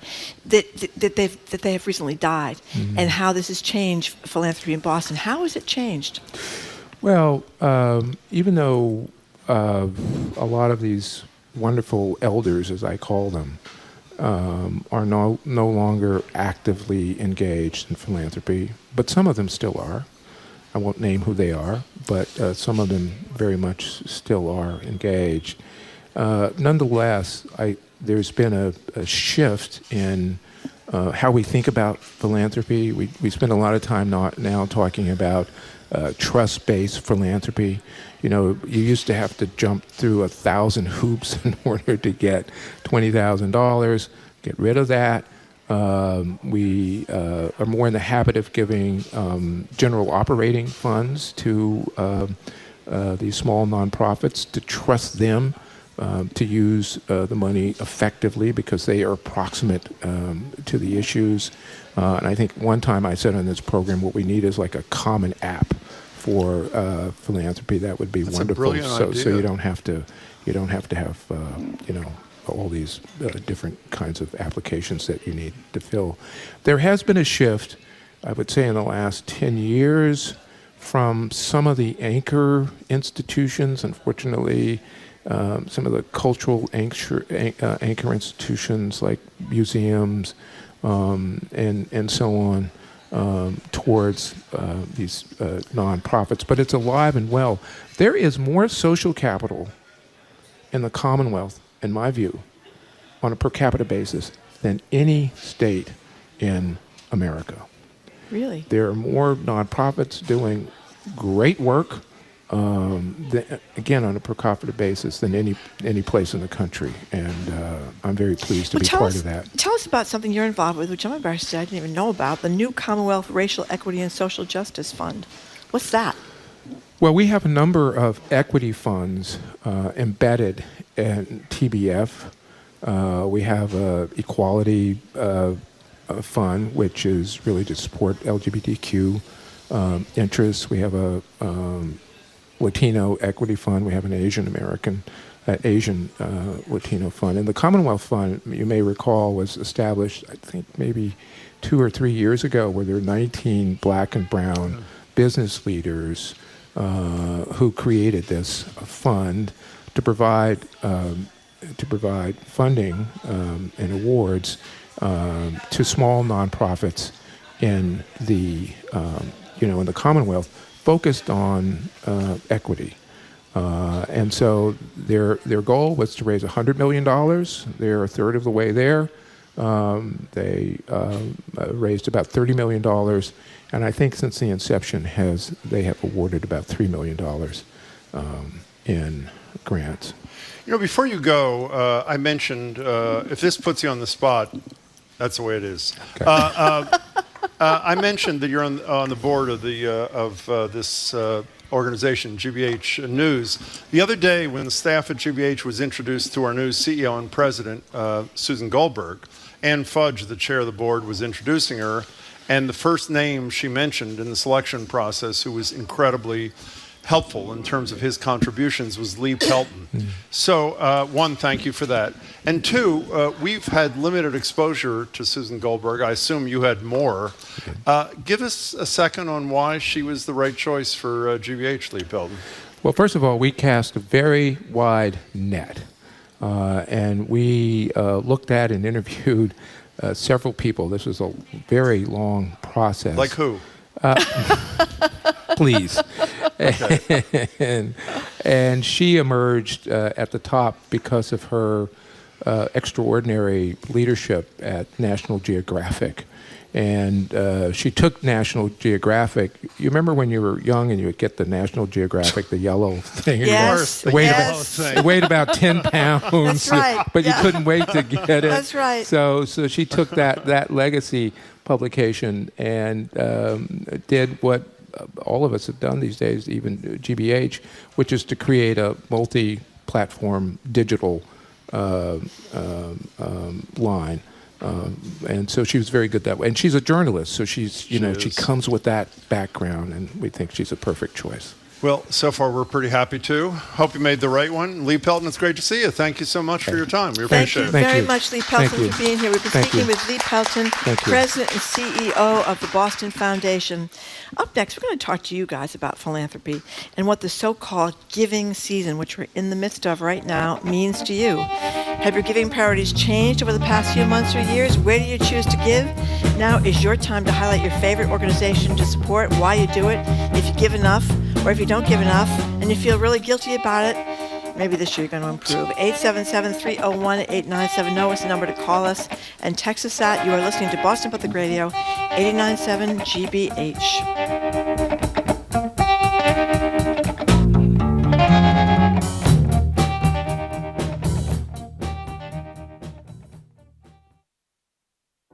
The days may be shorter and colder, but that's no reason to stay cooped up inside.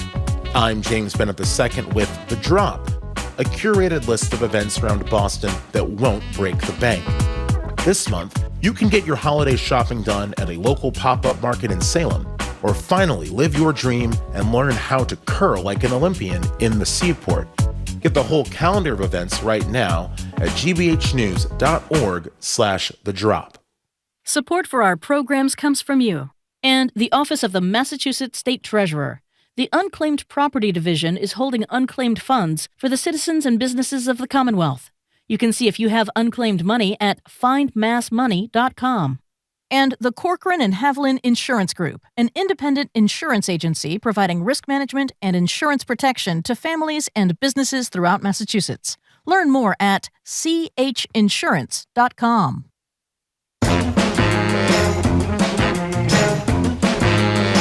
Welcome back to Boston Public Radio. Jim Browdy and Marge Regan live at the Boston Public Library, streaming at youtube.com/GBH News. We're just talking to Lee Pelton, head of the Boston Foundation, about their philanthropy. So we thought we'd talk to you about yours. We want to open it up to you at 877-301-8970, and 'tis the season to be giving. Do you give to nonprofits? Do you volunteer? Where and how do you give and volunteer, and why? And how does it make you feel after you do those kind of things? Our number is 877-301-8970 is the number. Did you hear what he said in terms of social capital? We are like number one in the... We're not number one. We should have clarified something, but we're not number one in terms of per capita giving, I should say. But people contribute to the world in lots of different ways. Some people volunteer, either because they don't want to do the money thing or they don't have the money thing, or they make contributions. And I think it's interesting to not only hear what you're doing, particularly since the holiday. You know, before Donald Trump, I'm not going to get lost in the weeds, changed the laws around charitable giving. Low and middle income people were giving a lot more, but now because of the change in the charitable deduction, I don't think they are giving the same amount of money because it's not tax deductible for the average person in this country any longer. But I do know that end of the year is a time when those who do give do the most of their giving, obviously I guess for fairly obvious reasons. Well, it's interesting. Utah gives more money Why do you think that than is? anybody else because they're Mormons. They tithe And too, don't yes, they? and well, a lot of Protestant churches tithe too. They But do? I think the Mormons are pretty strict about it. And I remember when Mitt Romney was running for president, do too. he gave 10% of his income, remember. and he was so far and above other people in terms of what they were giving. People were 1%, 2%, 5%. He was giving 10% of his income, which is pretty impressive. You know, I'm going to get this out of the way because I know it makes you angry, so I'm going to say it really briefly, and then we'll just move on. Don't comment. You are a secret giver, which Okay, here we go. And I'm not going to do it. I'm just going to say it's one of the things I admire about you most. Yeah. The one exception to Marjorie not wanting to know if she gives, she at the Newsfeed Cafe, she does want people to know when she's putting money in the tip jar. That's an right. exception. I want to make sure people see. If I'm going to give them, I want to make sure I got my name there, I got the dollars. What's the thing in the Bible where it says giving with without people knowing. Right hand not knowing what your left Whatever hand is the hell doing. it is. It's after. I admire that. And motives shouldn't matter, except when you read a lot of stories about why do young people volunteer and give if they give. Why do they do it? To build their resumes, to get a job or to get in college. Yeah, they're going to 2 weeks to build a house down But do you think the majority Habitat for Humanity or something? And I know we don't have any specific research, but just your sense of the world. Do most people volunteer and give because they care about their fellow human beings? Because they're guilt-ridden? What is it? The pandemic. I mean, Catherine D'Amato, we've had her on. She's head of the Greater Boston Food Bank. Yeah. They had a big tsunami of donors, new donors during the pandemic. One couple gave them $2 million. But I think you hear about people not having jobs, not having food, not having shelter. I think there are a lot of people that will give because they've been in that situation. They know what it means not to have, enough money for food. So I think people give to Pine Street Inn because they feel terrible. They see people that are living on the streets and do you give struggling, because you're homeless. a good person or because you feel guilty that you have it better than most people? Guilty, very guilty. No, very guilty. It's both, right? Is it both? Well, because okay, why don't we talk about you? Okay. Are you giving because you're a good person or because you're guilty? Exclusively because I'm a good person. No, I mean, obviously, I feel great guilt too. We're upper middle class and we're really lucky. None of us give enough. None of us give enough. None of us are stepping up to the plate in the way that Mitt Romney is stepping up to the plate. But a lot of people are very, very philanthropic, and I think it's a wonderful thing. And you also feel better about it. You feel less stingy. Can we go into the next economic category? Because obviously this is an aberration. Do you see when the guy who's head of Granite Telecommunications, Rob Hale, was on my television show a couple of weeks ago? He's giving away money left and right. Now, the way I know him, I mean, this is just actually a wonderful thing. He runs Granite Telecommunications. Apparently he's a billionaire. According to Forbes or one of those magazines kind of thing. $5 billion he's worth. He and his wife, and I met him because, Charlie Baker does that thing where he's taking me to shave your head. I'm not doing for charity. Well, we asked you and you didn't come. But I did actually. I know. Virtually every year with the governor was kind enough to invite me. He and his wife gave $1 million a week to a local nonprofit with no application process, no reporting after the fact. They could do whatever they want. 52 weeks of $1 million each. Obviously, he's a billionaire. There aren't that many of them here. Look at Melinda Gates. Well, how about Mackenzie, what's her name? She's also doing a variation on the Rob Hale thing where people get an email saying, can you take a phone call? Jeff Bezos' ex-wife. And one of those people, what's her last name? Is Scott? Is that her last name?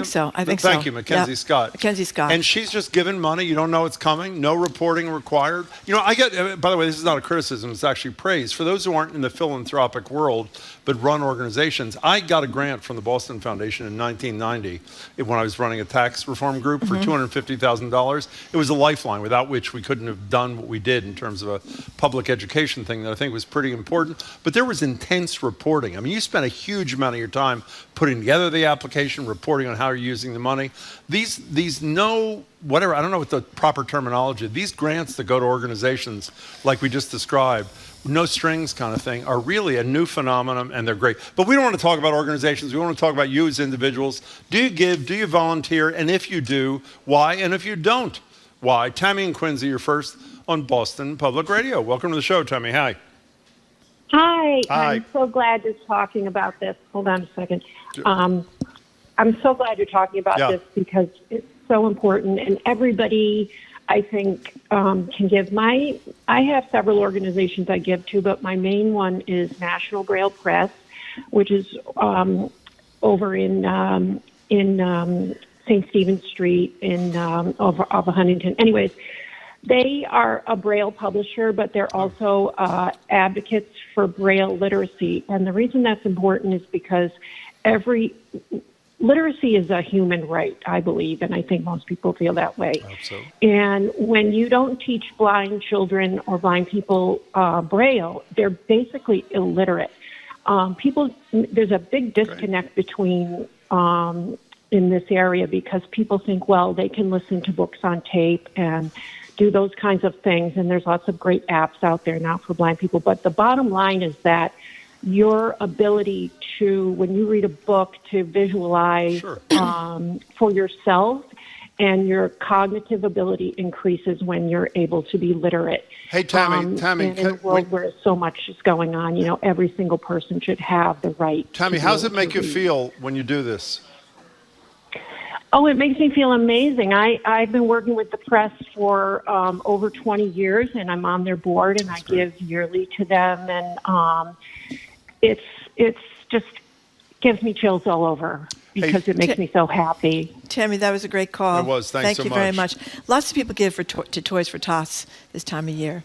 And I think that there's all these different charities that are looking. I mean, there's the Globe Santa. The New York Times has a Neediest Families Fund.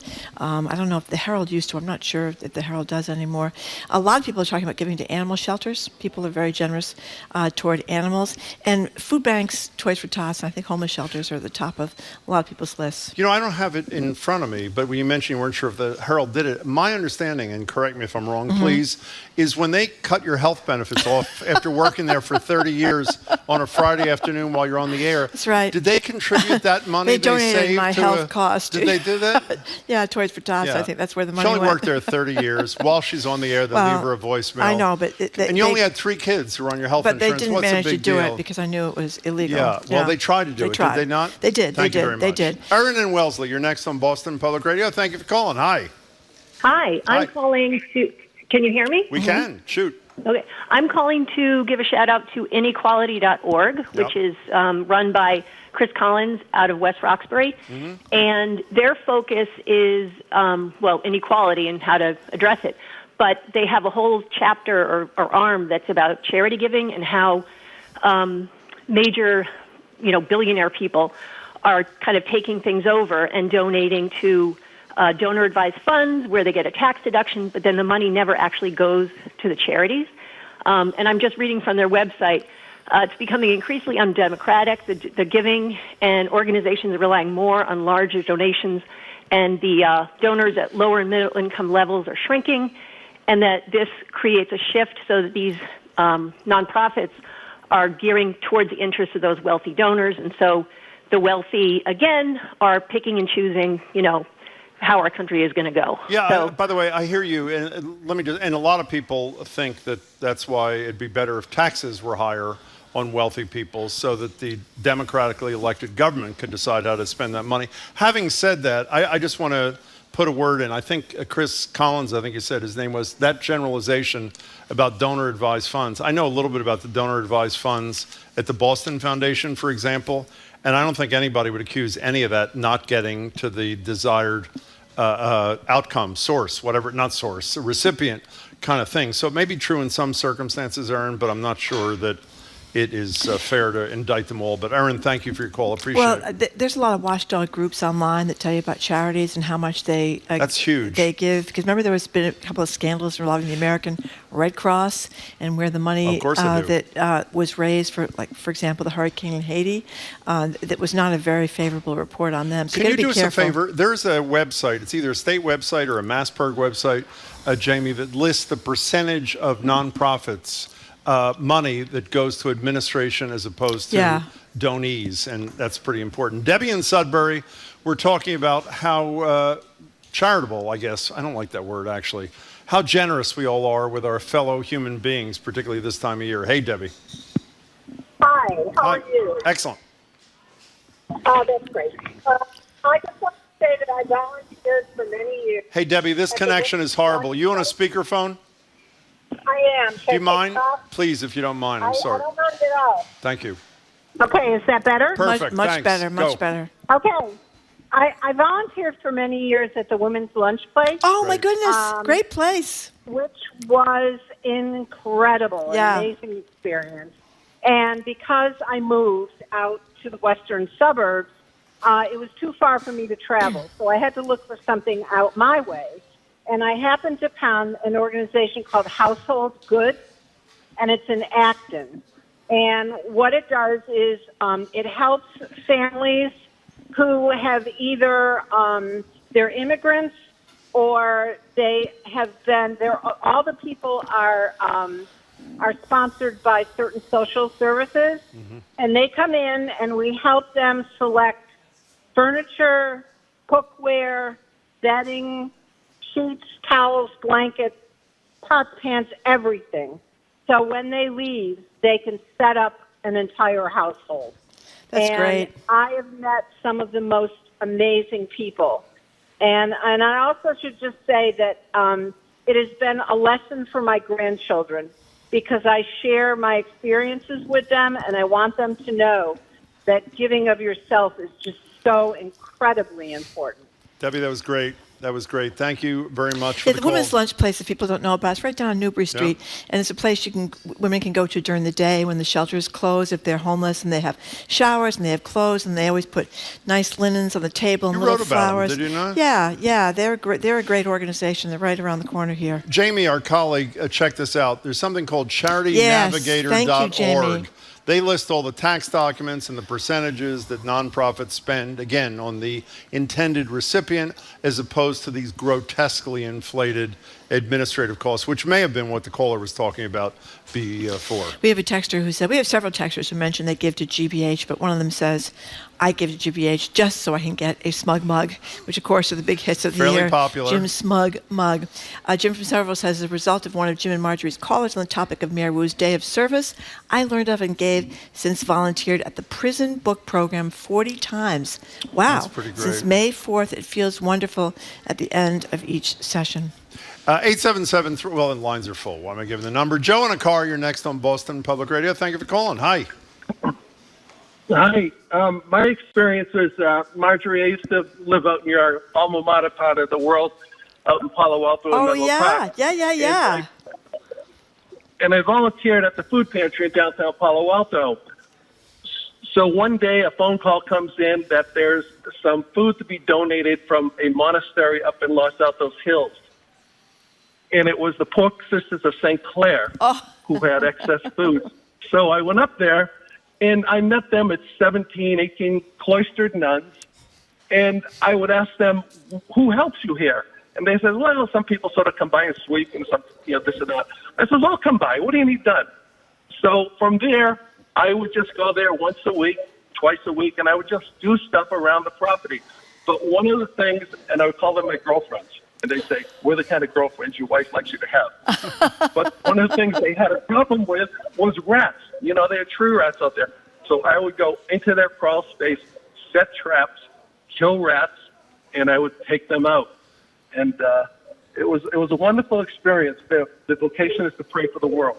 I have to say, we've been talking about charitable work for decades on the air, and you're the first person who ever said your volunteer activity was rat killing, Joe. That is that is the ultimate in generosity. Joe, thanks for the call. Okay, this is from Elaine in southern New Hampshire. I'm done with nonprofits and churches doing all the heavy lifting money. I want millionaires and billionaires to pay up and shut up, and I have very little money myself or time to volunteer. So there she goes. She wants people to be paying more in taxes. Well, they are paying more in Massachusetts as the beginning of next year, thanks to 52% of the voters. Lots of people are giving to environmental groups, too. Well, except that you see, we didn't get to ask this of Lee Pelton. One of the things we read for him coming, something in the neighborhood of 0.5% of philanthropic giving in this country goes to issues around climate change. That is pathetic. That is pathetic. Well, what's the name of $1 out of every 200. What's the name of Bill McKibben's? 350.org and thirdact.org. Thirdact.org. Yeah, that's for people, I think, over 50 or over 60. Yeah, you can join at any age. Yeah, you can join at any age. Right. Yeah, it's intended to get people that maybe have a little bit more money in their older years to support climate change. Yeah, that's really depressing, isn't it? Yeah, it is, actually. Yeah. Let's go to Chris in Cambridge. You're next on Boston Public Radio. Thank you for calling. Hi. Hi, guys. Thanks so much for doing the segment. It's amazing to see what people contribute in terms of rat killing, but also giving back to the community. I focus my efforts in two big places. One is in shelters and things like St. Francis House, Pine Street, and Greater Boston Food Bank. But the other is in safer streets, environmental groups, and things like that. So Stacey Thompson from Livable Streets Alliance, for example, always gets a donation from me. Who's on the show often. Every month. Walk Boston is a wonderful organization. Charles River Conservancy does a lot of work on the Charles River Bank in terms of events and things like that. And I also give to Cambridge Bike Safety and Mass Bikes, who do national advocacy and kind of create models for climate change through transportation advocacy and safer streets. And I'm so happy to see that work kind of sometimes you donate to a political candidate and you almost think about it as a charitable donation. Obviously it isn't. But this is kind of, it does both at the same time. So it's really important to me. I want to thank you also. I assumed as soon as you mentioned a donation to Cambridge groups with bicycles, I thought you were going to end by criticizing me, and you didn't, which was really kind of you, Chris. Jim has trouble finding places to park now that there's more. I've gotten over that, by the way. Thanks to Stacy, by the way. She was right. Thank you, Chris, for your call. Art is an honest man. He says he gives to a variety of organizations. He says, because I'm selfish, and it makes me feel good. Well, I mean, by the way, it does. I mean, it really does make you feel good, doesn't it? Well, yeah. I mean, why does it make you feel good, actually? Because we buy so much stuff we really don't need, and there are so many people that don't have any money to buy anything, so you're helping them. You know, the biggest one are kids at Christmas, right? Yeah. You know, I mean, people that don't have enough money to buy their kids Christmas presents. I mean, That's another nonprofit. That's the Wonder Fund. Wonder Fund. I was going to say, with the Department of Children and Families. It's started by Governor Baker's wife, Lauren Baker. Yeah, where they get presents for kids, like specific presents for kids. A lot of them are teens. What they do is it's for, I think it's for foster kids. I'm not 100% sure. Yeah, it is for foster kids. And the basics, which are paid for with tax money, as I think Lauren Baker described it to us. But it's sort of the other things that bring a little bit of happiness and joy that may be special that the Wonder Fund provides. So good for her, and you just check it out, and that's another good place to visit your dollars. Bill in a car, what's up? Good afternoon. And to you. I've been, you may be familiar with an organization in Brookline known as the Mass Association for the Blind and Visually Impaired. Oh, yes. Yep. And I've been volunteering there for the past 5 years. I've been assigned to an individual who lives in a neighboring town, and he lost his vision very precipitously at age 62, radically changed his life. So we get together at least one day a week, and the purpose is not so much for me to do things for him, it's to do things with him, help to restore a lot of his lost independence. And there are so many cool things out there in the public available to people who are visually impaired. For example, we've been able to go to the MFA, the Gardner, several other museums where we have a private guide who brings us through the exhibits. He lets my friend don gloves and touch things like brass, sculptures or bronze sculptures. Probably the most compelling moment was when there was a bust of Jesus with the crown of thorns, and my friend was feeling all the features. He detected the eyebrows. He even saw a tear. He could feel a tear. Wow. So these are just such off-the-charts experience, I think, for him, but also for me, because I see that a guy who could be bitter and angry and just depressed has taken advantage of what's out there. We've been to Fenway Park. We've been to the music hall. It's great. It's just an eye opener. Bad choice of words, but he. I think it's helped to make his life have some sense of. What's it do for you? What's it do for you, Bill? You beautifully tell this. What's it done for you? It's made me realize how damn lucky I am, and that I don't have a thing to complain about. I have all my senses, and I just look at this guy's spirit. He's so involved. He's a mentor at an MIT program for startup companies. He's providing counseling to other blind people. He's a Columbia graduate. He interviews prospective students. This is voracious reader through books on tape or Libby. So, he's really taken a pretty dastardly situation and turned it into something that still represents a quality of life. Well, let me tell you, Bill, I hope you're as good a guy as you sound like you are. That was a pretty good story, and thanks for doing what you're doing. Thank you very much for the call. We have a lot of people that are texting about doing things involving people who are blind, which is pretty neat. DCF also has a great program, Department of Children for Families, where you can be like a kind of a foster grandparent and take a kid out maybe once a month or something like that, which is a really great program. People are talking about Samaritan's Purse, Doctors Without Borders, Stepping Stones, Get Toys for Kids, Love and Spoonfuls, that's the group, the food group that helps people that don't. A lot of Rosie's places, too. Yeah, Appalachian Mountain Club, and the ACLU. Our next guest is Carol Rose from the ACLU. So people are donating to the ACLU as well, and a million other great causes. I don't have time to write them all down, but thank you very much for that. Sorry we didn't get to nearly all of them. Think but about really it, Jim. appreciate Here's the last caller. He has nothing to complain about because of his work in Well, as you know, volunteering. that one of the reasons why I don't complain anymore is for that very reason, which really quite proud of. Okay, coming up, the Supreme Court is leaning in favor of a Christian website designer's right to refuse to work with gay people. We'll speak with the aforementioned American Civil Liberties Union of Massachusetts Executive Director Carol Rose about this. And maybe she's got some checks she just got today, from people sending money to the ACLU to support their great work. You're listening to Boston Public Radio 89.7 GBH. We are broadcasting live from the Boston Public Library.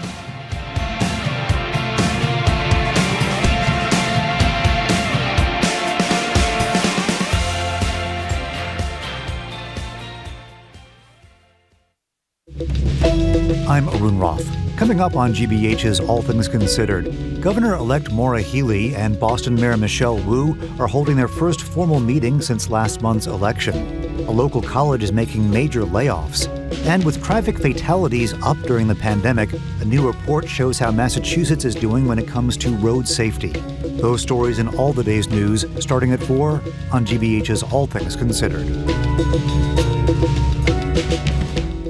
Support for GBH comes from you and the Museum of Russian Icons, presenting Artists for Ukraine, transforming ammo boxes into icons. 3 icons painted on the boards of ammunition boxes from combat zones in Ukraine. More at museumofrussianicons.org. And Massachusetts Maritime Academy, the Commonwealth's leadership university. They offer a hands-on learning environment, helping to prepare their students to be global leaders in careers on land or at sea. Maritime.edu. Trusted. Local. News. You're listening to 89.7 WGBH, HD1 Boston, online at gbhnews.org. GBH News with NPR. What matters to you.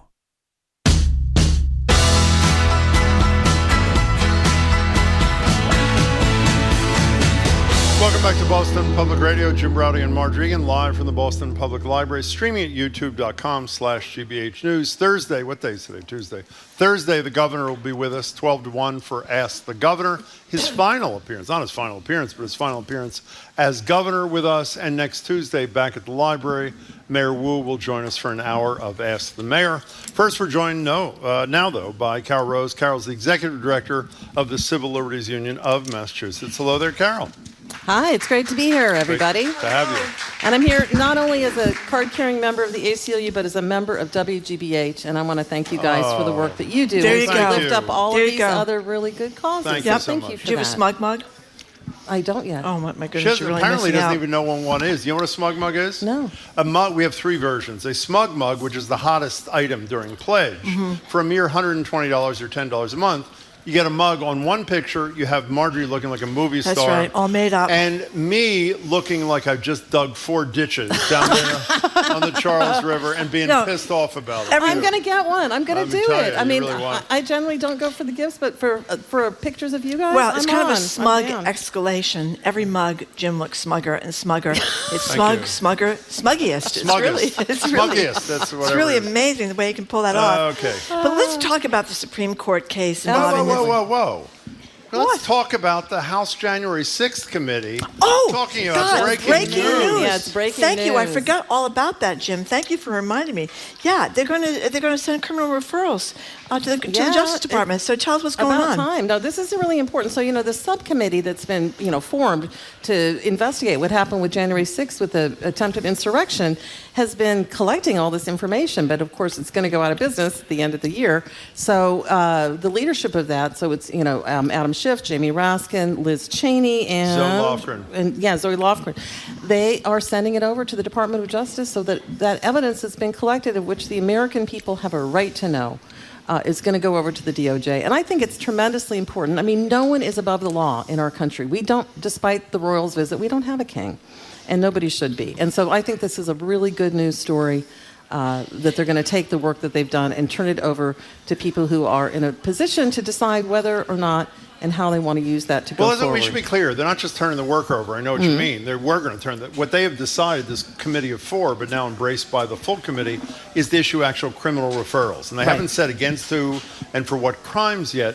But by the way, I am with you. I think it's an important exclamation mark on their work. Really important. But legally, it has no effect, correct? No. The Justice Department decides on its own. Absolutely. Do we charge or not charge? But obviously, it carries some weight if the committee that's done all this investigation reaches this conclusion. Yeah, and you're exactly right. And, some of the other stuff we're going to talk about today is the importance of having separation of powers. And so while it's wonderful that the House committee is sending this over, it's also important that they're not making being able to decide. It's the Department of Justice has the power to decide over the executive branch. So they have more time because the committees, as you say, is going to be out of business at the end of the year when the new Congress comes in, but Merrick Garland will still be there running the Department of Justice. Exactly. And let's hope he does. I certainly hope he does come down with some criminal... And by the way, we should put this in context. I think people remember in an ad hoc press availability, 8 months ago, something, Benny Thompson, who's the chair of the committee, was asked by a reporter on the fly, will there be criminal referrals? He said no. And so the fact that whatever number of months later in their final month of existence, and obviously their full report's going to come out later this month, they've made this decision. I agree, it's a really, really big deal. I just think, for people's faith in the law to hold people to account, I think this is fundamental to our democracy. So I really do think this is a good news story, and as you say, a very much a breaking story. Okay, so let's get back to what I erroneously started with. Wasn't erroneous. Well, I forgot about, how could I forget about the criminal referrals? Well, I did. So anyway, let's go back to the Supreme Court case that could pare back LGBTQ rights. What's happening? So here we go again with the Supreme Court, which is sort of comprised right now of a lot of ideological extremists. So it's really concerning for court watchers like me. So this is basically a case. It's called 303 Creative versus Elenis. And this is a challenge to the Colorado's anti-discrimination law that basically says the businesses that choose to provide business to the public, right? You come on in, we'll sell whatever you want. You can't discriminate against somebody because of their race or their gender orientation or their sexual orientation or their ethnicity or their religion, all these things. And so what the people are trying to do, there's this woman, she says she wants to create a website for weddings. She hasn't actually ever created one. So this is a hypothetical. So one wonders about her standing. But anyway, and the problem is, and she's saying that because her website is creative, because she built something, it's by First Amendment, she shouldn't be compelled to say anything on behalf of LGBTQ couples that are getting married. The problem is once you open your business to the public, you can't discriminate based on things like that. And if the court rules this, then why couldn't a bookstore, which arguably is expressive, say we won't sell books to women? Or why couldn't you have a camera store saying we'll only take pictures of certain people of certain races? So this really, there's no limitation, no legal or logical limitation on the discrimination that could come from this. And these are the kinds of arguments we saw back in the bad old Jim Crow days, when people would say, I have a religious reason not to sell, or I have a First Amendment reason not to sell. You cannot have that. The First Amendment does, and look, the ACLU was a First Amendment free speech organization, but we don't think that you can use the First Amendment to protect your just discriminating against people in obtaining public services that are open to the public. The thing, two things I don't understand. One, the issue you raised, the caller raised earlier, I don't understand why, in light of the fact, when was the last time the Supreme Court took a hypothetical case? I don't get, but I don't want to get lost in the weeds on this. The scary part of this case, well, two things that I need you to explain, is it's one thing when the Supreme Court says, well, if you have any religious problem, we'll give you a break and you don't have to serve vulnerable That was communities. The Masterpiece Cake Shop, which was similar. Right. It seems to me, if they rule, as is believed from the oral arguments, in favor of the almost graphic designer, right? They're on First Amendment grounds. Right. That means there's no threshold. All you have to do is say, I don't want to serve an LGBTQ person or a black person, right? Because, and I have a First Amendment speech right to have that position. Right. That basically says that anybody who wants to discriminate against anybody in Right. these groups right. is allowed to do it under Right. the Constitution. Is that not true? That is exactly right, Jim. And that's what the real danger is here, because it basically guts the Equal Protection Clause, right? By saying that you can discriminate against people based on who they are rather than what they're doing. And that's really challenging. And I don't know upsetting. if there's any hope in the last two paragraphs of the story from Politico that talked about how that this current batch of Republican-appointed justices have not been constantly hostile to gay rights. They talk about Gorsuch and Roberts both joining with Democrats, issuing this landmark decision in favor of LGBTQ rights. Right. In a case, the Gorsuch wrote the opinion, and he included that a literal reading of long-standing law against sex discrimination in the workplace prevents discrimination against gay, lesbian, transgender people, even though Congress failed for decades to pass legislation making such protections legal. So what are we to make of that? I mean, is there a possibility Gorsuch and Roberts might dissent here? Yeah, I mean, there's always a possibility. I mean, that was a surprise when Gorsuch wrote that, which is a good thing. So part of it is for the challenge for the lawyers who are in before the court on these cases is to try to make sure that we don't weaponize the First Amendment and that we don't pit the First Amendment against equal protection, because I really am concerned that if the court wants to rule that you can discriminate against people based on who they are, they're going to find a way to do that. But it's a false argument if they hide behind the First Amendment. That's not what the First Amendment was intended for, and that's not what it's historically been used to justify. And efforts to do it back in Jim Crow were shot down by the court. So this would be like the overturning Roe. This would be another huge and seminal ideological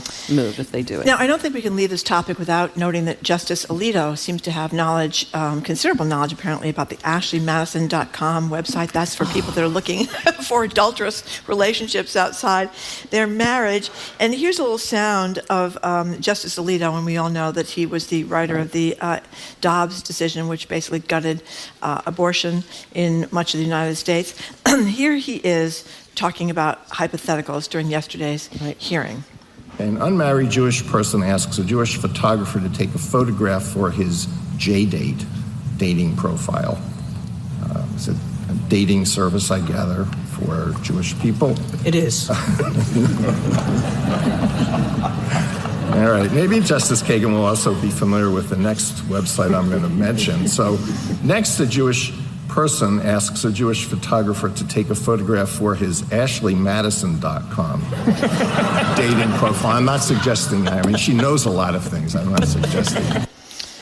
What was that all about? Well, I mean, first of all, it just shows this level of separation between the justices and the real world. I mean, real people's lives are on the line here. And, here's Justice Alito, making jokes.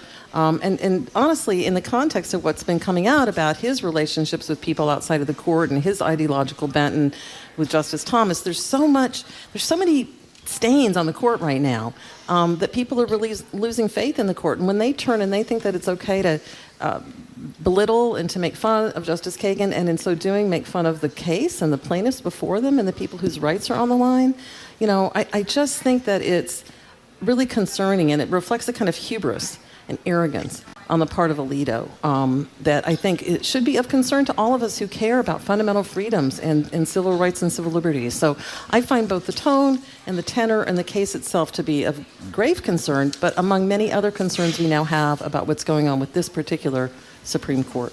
By the way, for those who want the dots connected, when we were talking to Senator Whitehouse at the top of the show, it was Justice Alito, and this is what you're referencing, I think, who the New York Times suggests in reporting that he leaked, Reverend Schenck suggests, and they did research and thought that Reverend Schenck was telling the truth, that he leaked the decision in the Hobby Lobby case to some conservative, wealthy donors. That woman, in turn, leaked it to Reverend Schenck, who in turn leaked it to the CEO of Hobby Lobby, And while Justice Alito says it's absolutely untrue, the New York Times goes out of its way to say we reported on this for months before we published, and we find, based on contemporaneous emails and other things, that Reverend Schenk's accusations are credible. And we still haven't heard yet on who leaked the Dobbs decision early, but that was another Alito decision, and it certainly raises a lot of eyebrows about what's going on with this court right now and who's holding them to account. Well, no Speaking one of checks and balances. is one of the problems, correct? Right. No one is holding them to account. We're talking with Carol Rose from the ACLU. So there's this other court case, and again, I'm trying not to be too pessimistic here. It involves something called the Independent State Legislature Doctrine, and which the Supreme Court has ruled against repeatedly, but now it's up before the court again in terms of who can control state elections. So tell us about this. So this is really just a fundamental checks and balances. You know, for all of us who remember civics class, right, back in 8th grade, that's when I had it anyway. This is a theory that asserts that the state legislatures have the power to set the rules on federal elections without any interference or oversight from the state courts or their co-equal branches of government. And the ACLU is, in this case, we're urging the court to actually reaffirm the rule that has been in place since our Constitution was ratified, which says that state legislatures are subject to state constitutions that charter them and define their power. So effectively what they're arguing is that, and it's a North Carolina redistricting case, and they're arguing that when the North Carolina courts threw out their politically gerrymandered voting districts, that the court didn't have oversight over the state legislature. And of course they do. Our whole system of government, from anyone who knows physics, knows that we have the three branches of civics, 3 branches of government, and that we have a system of checks and balances. So this is a really weird, narrow legal theory that's been put out that is really radical, but if the court adopts it, is really incredibly damaging. Well, to we our should explain democracy. it. Damaging enough that if it turned out that the electorate of North Carolina voted, for argument's sake, for Joe Biden for president, and the legislature decided no, they didn't, and we think it. they voted for Donald Trump. They can overturn They it. could have all the Without electors go to interference. Donald Trump with no state court oversight. It's a direct attack on our democracy because it's a direct attack on voting rights. Can I just raise one thing here? This is the most depressing show we've ever done. And my apologies. Well, there's a bright light here. There is. Well, can I say what I think the bright light is? Yes, go Nancy ahead. Gertner, former federal judge, said for the first time maybe ever, state Supreme Court Chief Justices who never weigh in on anything have filed a friend of the court brief in large numbers. Republican appointed and Democratic appointed Chief Justices saying, don't do this, don't take away our power.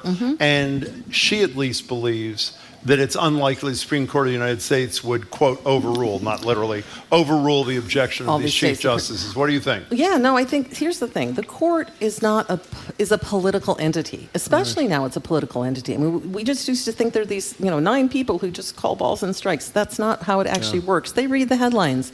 They see the marchers. They read the news. They do all these things. So it's so important that we have a public conversation about this and that we let the court know in advance about how important this is to people, and that we have people like state Supreme Court justices and all of you and all of us talking about this, because we need to rein in the Supreme Court before they do further damage to our democracy. The only thing that's to argue against this bright light is then why they take the case.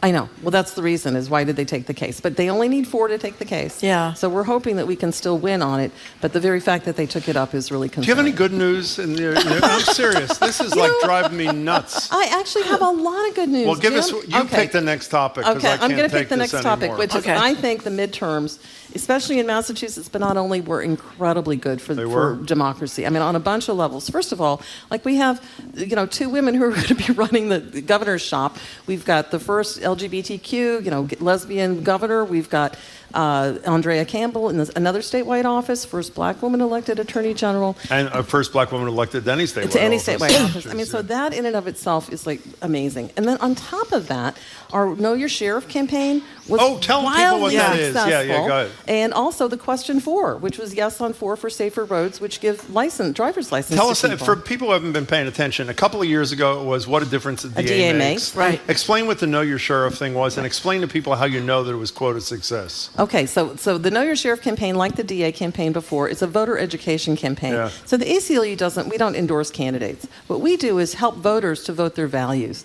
So we talk to people and we find out, like, the vast majority, only 17% of people knew who their sheriff was. So we created a way to find out who your sheriff was.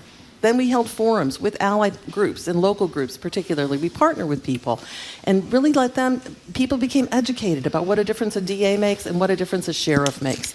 So this time around, the biggest thing is that we saw a huge increase in the number of people who actually just voted, didn't leave it blank. Yeah. Right, so we saw big increases in that. And then we saw in a couple of campaigns, kind of, again, we don't endorse, but we saw a couple of campaigns, mostly in Barnstable, where Donna Buckley became the first woman elected sheriff down in Barnstable, and then especially in Bristol County, Yes, where Sheriff Hodgson. Tom Hodgson has been there for 25 years in office, and he was beaten by a guy named Paul Hero, which is a great name for a candidate.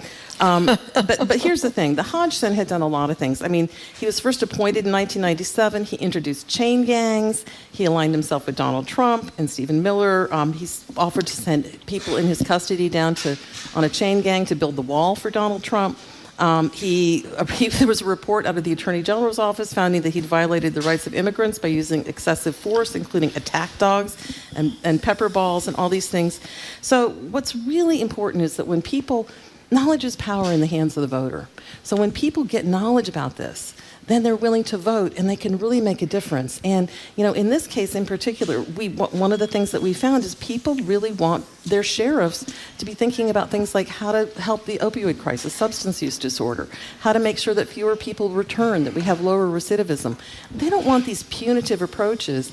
And the candidates that ran that way did really well in the sheriff races. And so Who's that your was sheriff? Katujian. Oof. Were you nervous there for a second? That would have been a disaster. Yours is Katujian as well. Middlesex. Yeah. Who's yours? McDermott. Patrick McDermott. Right. And part of it is it's because, again, we don't take positions on candidates, but having a conversation. Maybe I have to double check. Look up Norfolk County, if you will. Go to Know Your Sheriff. We created an app where you can plug in your address and find out who your sheriff is. Can I say one good thing about Sheriff Hodgson, though? I have to say, at least from what I read in the newspapers, unlike a lot of other Trump-endorsed candidates, he incredibly graciously talked about helping his successor with his transition, as people are supposed to do in a small D democracy. Thank you. And it shouldn't have to get praise, because that's how it's supposed to Should work. be normal. But to his credit, for at least from what I read in local newspapers, he's been generous in that kind of thing. You promised me, wait, you promised me something that I want to make sure you're going to honor. You did the DA deal, you did the sheriff deal, both of which is great.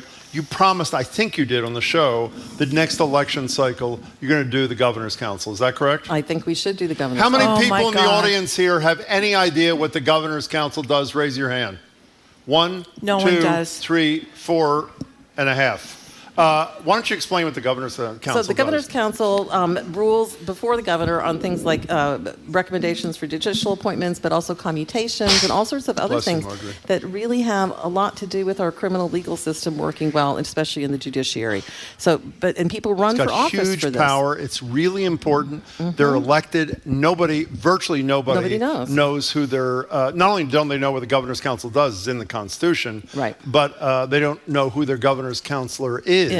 And he or she has huge power in terms of judges and things like that, and paroles, as you say, and that whole deal. So that's the next. What? Do you know who yours is? I do, actually, because you remember the humiliating stories. The only time I've done this in my whole life, I felt I should be transparent. Because I didn't know, I think it was 3 election cycles, who my governor's counselor was, I wasn't going to vote. I was going to blanket, because I hadn't done the responsible thing of doing research. And a young woman who maybe was 18, stops me 150 feet away from the polls. I vote in Inman Square in Cambridge, and said, "Would you vote for so-and-so?" And I said, "I'm sorry, I don't really know anything." But she says, "Well, can you spend a minute?" And she educated me. And I said, I really was really nice. Impressive. And I still wasn't going to vote. And she said one more thing as I was walking away. He's my father.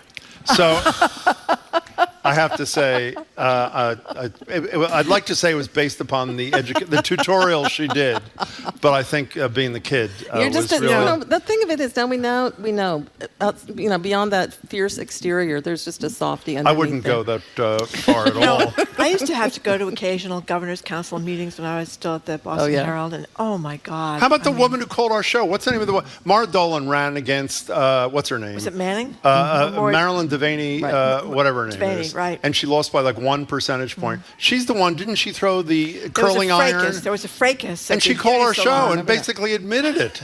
I mean, a governor's counselor. She was listening to our shows many years ago. Tensions run high. Committed beauty some salon. Beauty salon thing with a curling iron, and she called in and said it was justified. Yeah, she won. She won again, didn't she? She did by like 1 percentage point. Dolan did quite a job thing there. about gay sex up there at the governor's council. It was really embarrassing one time. It was just really embarrassing. When the candidate who was gay, his kids were there. Her kids. Her kids. I'm sorry. Teenagers. It was disgusting. You wanted to it just was crawl totally under disgusting. the bench. Yeah.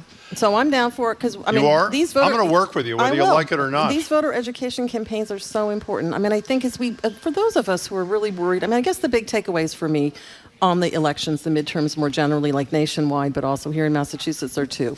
One is people really care about reproductive freedom. People really care about that. And as my 95-year-old mother said with regard to what happened in places like Kansas and Michigan, where the people in the popular ballot went and supported abortion rights.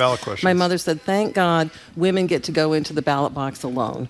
So I think that's the most... Pretty good line. And the second thing is people really care about voting, and they care about our democracy. And I think that if there's one big theme to take is that people care about our democracy. Look at the early voting in Georgia in a special election. It is incredible. Well, let me ask you something, because we have been very depressing today, and I apologize to the audience. It's Jim's fault. He wanted to do all these depressing topics. Yeah. But we were talking about the Supreme Court. When we fight, we win, Marjorie. That's right. When we fight, we win. That's right. When we vote, we win. That's and when we vote, great we win. Slogan. Sometimes. But if it seems to me, and I wonder what you think, that the Supreme Court keeps coming down with decisions that are against what the majority of people in the United States... What do you mean it seems to you? I mean, it's totally true. Well, they are all doing the polls suggest they're anti-majoritarian. I know, but I would ask... I can finish my question. Oh, I'm sorry, yes. At some point, I think there's going to be a political backlash like there was with Dobbs. Yes. And where Republicans that were suddenly, oh my God, I'm Absolutely. anti-abortion, I'm anti-abortion. Suddenly they're not so anti-abortion. Exactly. And I mean, I don't know how many bad decisions they have to make because they've got the EPA, as we know, Right. and they're very pro everybody having a gun everywhere at any time, no matter what they've done previously, practically. I mean, the political ramifications come to the fore, I hope. I think they will. And I think part of the ACLU's job in voter education and part of Massachusetts' job as a, frankly speaking, more free state than a lot of other states is to continue to light that fire, continue to bring people together and show that it works. I mean, civil rights and civil liberties are good for human freedom, but they're also good for the economy. They're also good for the environment. They're good for public health. And I think that it's really dangerous if we sit on our laurels and say, well, we're safe here in Massachusetts. We need to do this work because my colleagues who are in every state in the union who are on the barricades out there, they need us to do this work for them as well. Unfortunately, we're out of time because we had one other great news story, which is if you're lucky, you can have a camera without a warrant outside your house on a pole looking into your window. Doesn't get much better than that, does it? That was a wild story. Next time. I see Carol Rose, thank you very much. Great to be here. Carol Rose, Thanks, she's guys. Executive Director of the American Civil Liberties Union of Massachusetts. Coming up, it is Election Day in Georgia with a runoff between Raphael Warnock and Herschel Walker in their race for the United States Senate. CNN's John King is going to face another long night, or maybe it'll be a short night.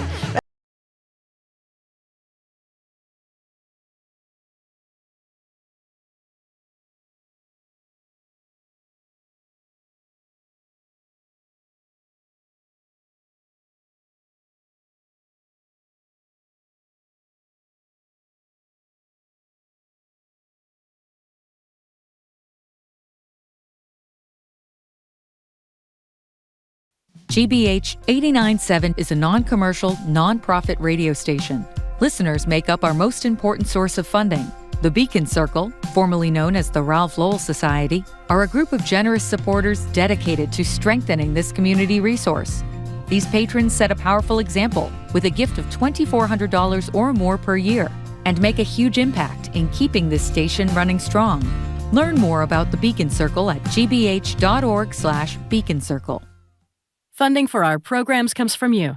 And Johnson & Wales University, using 5 decades of food and hospitality education to inform expanding academic areas like healthcare and business. You can explore more at jwu.edu. And Boston Ballet, presenting The Nutcracker, Dare to Dream Big with New England's favorite holiday tradition. You can gather with family and friends to see it live at the Citizens Bank Opera House now through December 31st. Tickets at bostonballet.org.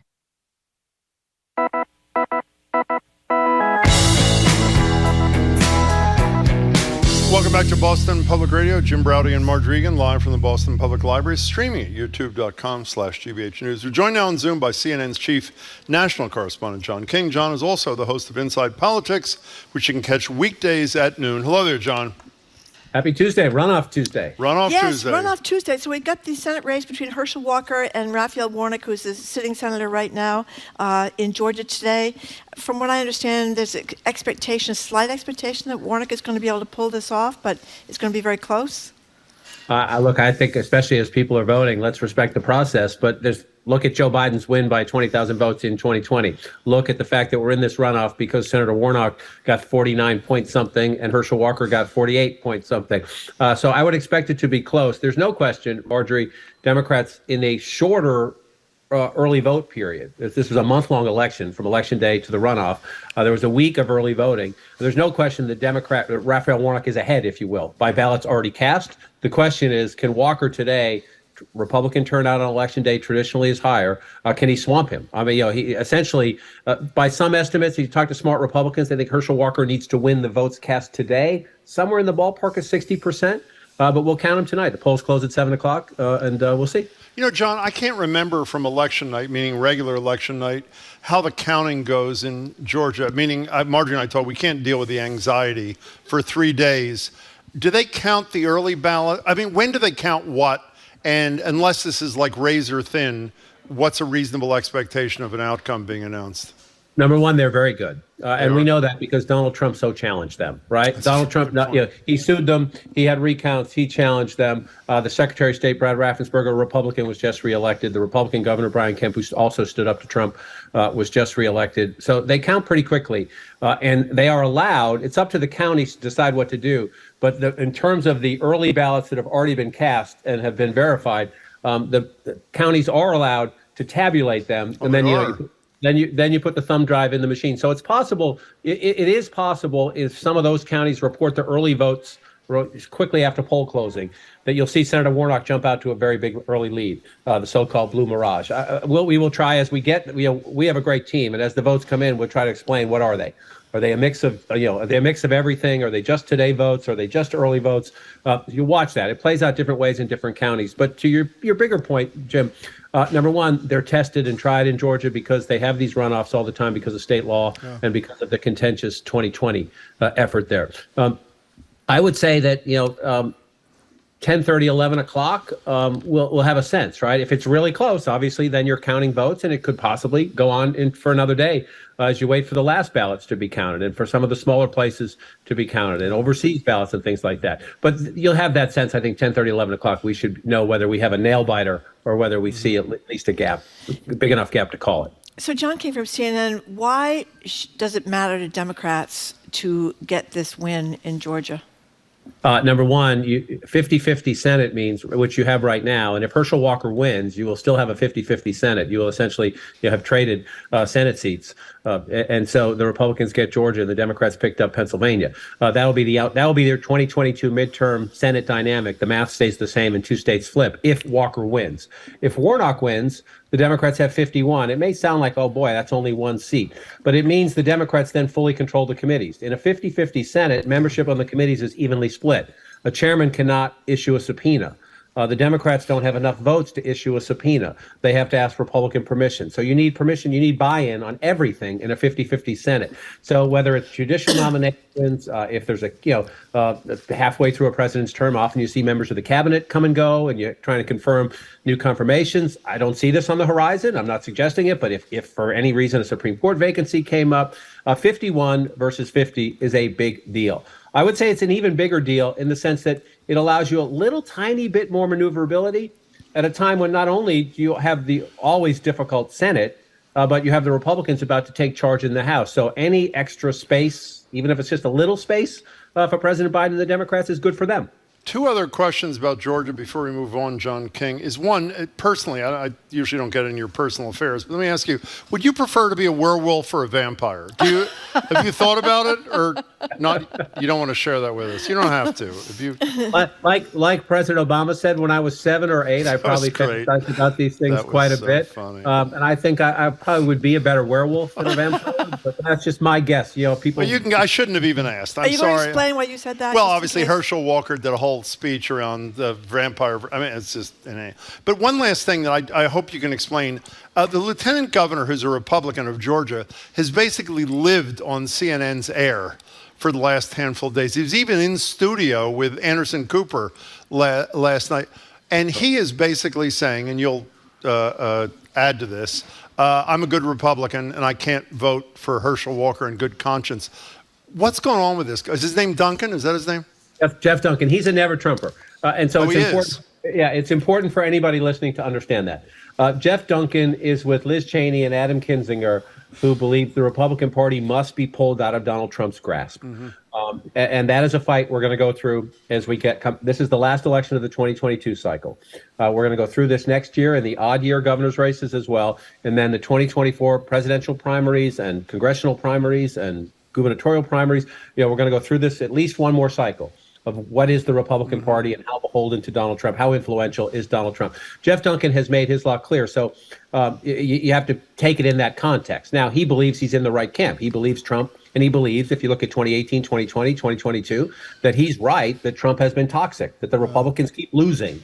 But he said he waited in line to vote and then got in the booth and he couldn't do it. And he said he didn't vote for either one of them. That sounds like a little tad melodramatic. I agree with that. He wanted that moment, if you will. Look, he's trying to build it. He's trying to build a political profile for what he sees as a future Republican Party. I think it's a big question mark as to whether that Republican Party wins or loses, or at least in the short term, what happens. But he thinks Walker's going to lose, and he thinks it's going to be Trump's fault as much as Herschel Walker's fault, and he thinks Republicans need to start having this conversation. We're talking to John King from CNN.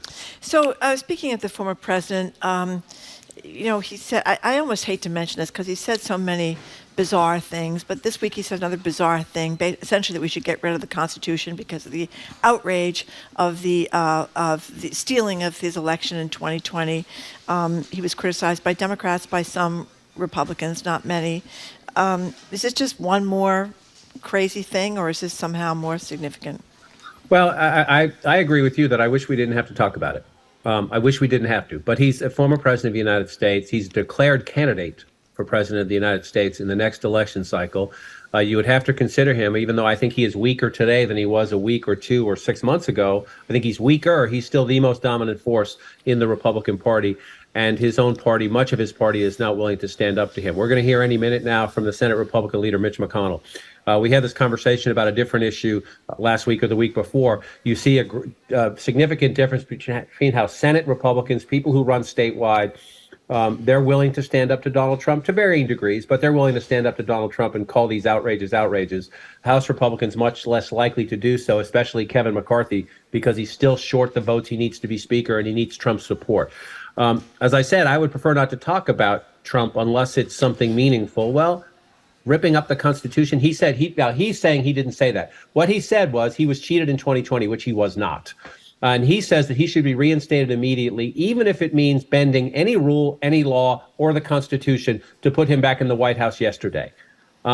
Forgive me, but that's nuts. That's nuts for anybody who wants to be a leader in a democracy to say that, if I lose, that means we get to flush the rules to put me back in power. So that's dangerous. In a word, that's dangerous. And so we have to talk about it because of who he is and continues to be in the Republican hierarchy. I love, there was some Republican member of Congress who was interviewed by one of your colleagues last night on CNN who said, the president may have been taken out of context. And the only problem was he said it himself in his own post. It wasn't selecting a piece of a cut. John, one of the things you always say to us is, I'm not a shrink. You don't use those words.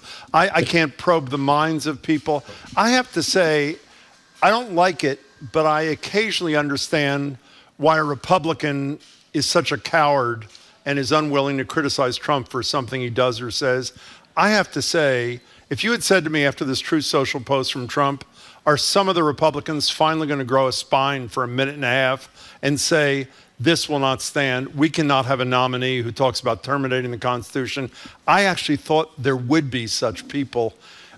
They're still scared when the election's over and there's not another one for 2 years. What, that Donald Trump's going to sneak into their house? I mean, what the hell is going on with these people? I mean, what is the deal? They're putting power over principle. Some of it is fear of his voters. Some of it is fear that in the next election, he still controls, even if it's 20-something% in some states, maybe it's 30-something% in other states.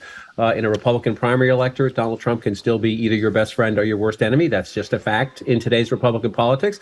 And so they're putting their power or their next election over the principle, which should be, you had dinner with two anti-Semites, one of them who's also a white supremacist, and then you said it's worth tearing up the Constitution if necessary to put you back in the White House. We're done with you. We are done with you. We will have no part in you, and we will not be part of any party that you are. It's not going to happen. That seems pretty low-hanging fruit to me, right?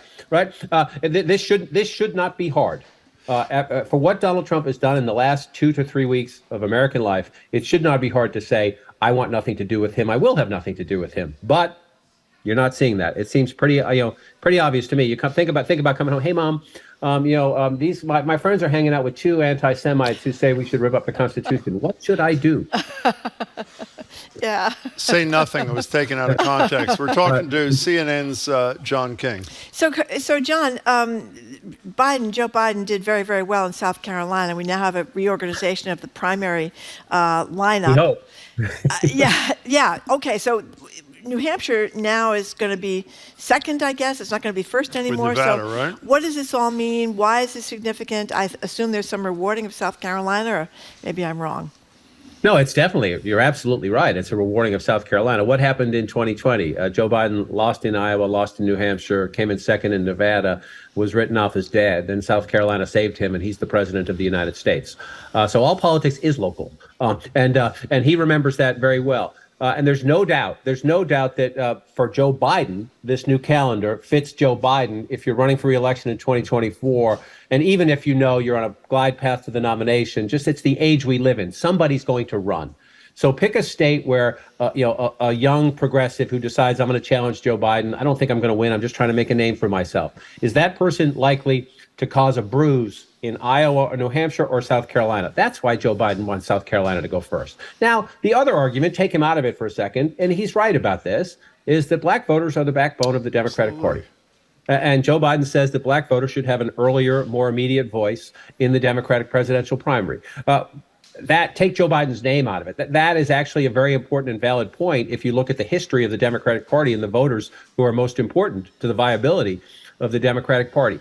New Hampshire is understandably and parochially upset. Iowa is understandably and parochially upset. And so we're going to see how this shifts. But he's the president of the United States. He's the leader of the Democratic Party. The calendar is going to change. Iowa is going to fade.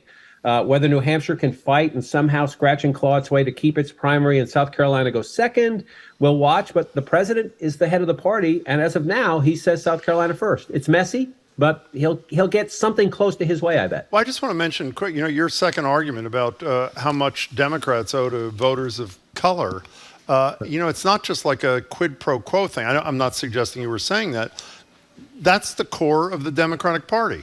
Urban dwellers are the core of the Democratic Party. The largest city in New Hampshire has got, like 125,000 people. I don't think Des Moines is exactly a major American city, with all due respect to Iowans. They're basically moving up on the calendar states and voters who are more representative of what the Democratic Party is. I mean, it seems to me it's so long overdue. As much as we love going to New Hampshire for the first primary, by the way, it seems to be the equitable thing to do. And it's really interesting, Jim, in the sense that it's also, remember, Joe Biden is, yes, he's left of center, but he is less left of center than many in his party. And so what states is he elevating here? He's elevating South Carolina, Georgia, and Michigan. Yeah. They would all move up. Number one, it's more diverse in terms of the demographics of the electorate, black voters, but also some Latino voters, some Asian American voters as well. It's more diverse economically. It's more diverse geographically, and it's more centrist. What the Biden plan does is it limits the influence of the progressives, the liberals, on the early end of the process. Now, there are a lot of Democrats who think that helps you get into a better position for the general election. But you see, like the Bernie Sanders camp is upset, saying you need to keep Iowa there. We need Iowa there. Remember, it's interesting. Jimmy Carter, Barack Obama were launched out of Iowa. Joe Biden has run for president before, and Iowa has not been kind to him. So again, this is all politics is local. It's also personal. So before you go, we haven't talked about the Red Sox in weeks. It's not looking real good on the signing front. Is that a fair statement, John King? I was reading the Globe at 5:30 this morning because I knew it was going to be a busy day. So I was getting the sports page in early over coffee. And everyone keeps saying that Bogey's going to go somewhere else. Trey Turner did sign with the Phillies. So that means the Dodgers are looking for a shortstop. And I bet Mookie is putting in a good word for his friend Bogey. I hope they sign him. I hope they figure it out. I hope this is all drama. If they can't sign Bogey, they better sign Devers quick, and they better get a real shortstop, and they better get some pitching. I think the credibility of this ownership team is in question with the fan base after the last couple of cycles. They're smart enough to get that. So we'll see. When we talk next Tuesday, we'll know a lot more because the winter meetings are underway right now.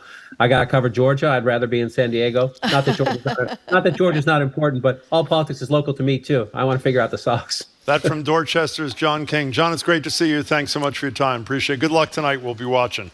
Thank you. Take care, guys. Thank you very much. We've been speaking with CNN Chief National Correspondent John King, who also hosts Inside Politics, which you can see every weekday at noon. We have CNN right here in the studio at the library and the studio in Brighton as well. Okay, coming up.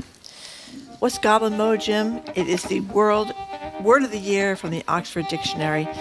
First, you have to tell us exactly what it is, and then you can give us a call and tell us if you've kind of adopted goblin mode. And perhaps you can share your greatest goblin mode moments of 2022. Goblin mode is next. You're listening to Boston Public Radio, 89.7 GBH, broadcasting live from the Boston Public Library and streaming on youtube.com/GBH News.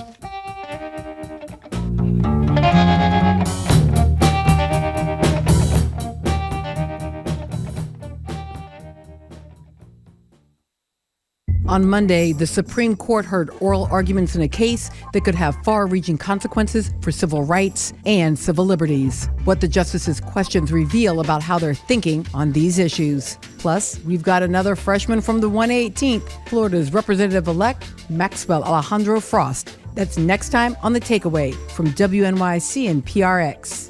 This afternoon at 2, here on GBH News 89.7. Our programs are made possible thanks to you. And Comcast. Xfinity Internet is committed to bringing speeds over a gig to power your devices while fitting your needs and a range of budgets. Learn more at xfinity.com/gig. And Bridgewater State University, offering a wide variety of graduate classes at night and online to help accommodate working professionals.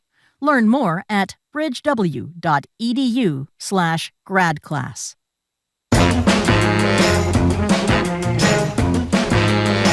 Welcome back to Boston Public Radio. Jim Browdy and Mardrigan live at the Boston Public Library, streaming at youtube.com/GBH News. Week from today, Mayor Wu here for Ask the Mayor. Thursday in our studios in Brighton, the final Ask the Governor with Charlie Baker from 12 to 1. The Oxford Languages Group of Oxford English Dictionary fame has named its word of the year for 2022 as goblin mode. Well, that's actually words of the year. An elusive concept as messy as it insinuates. And I think we should admit up front, neither of us had heard of the term. I had not. When we discussed this morning. The Guardian describes goblin mode as, quote, when you wake up at 2 a.m. and shuffle into the kitchen wearing nothing but a long t-shirt to make a weird snack like melted cheese on saltines.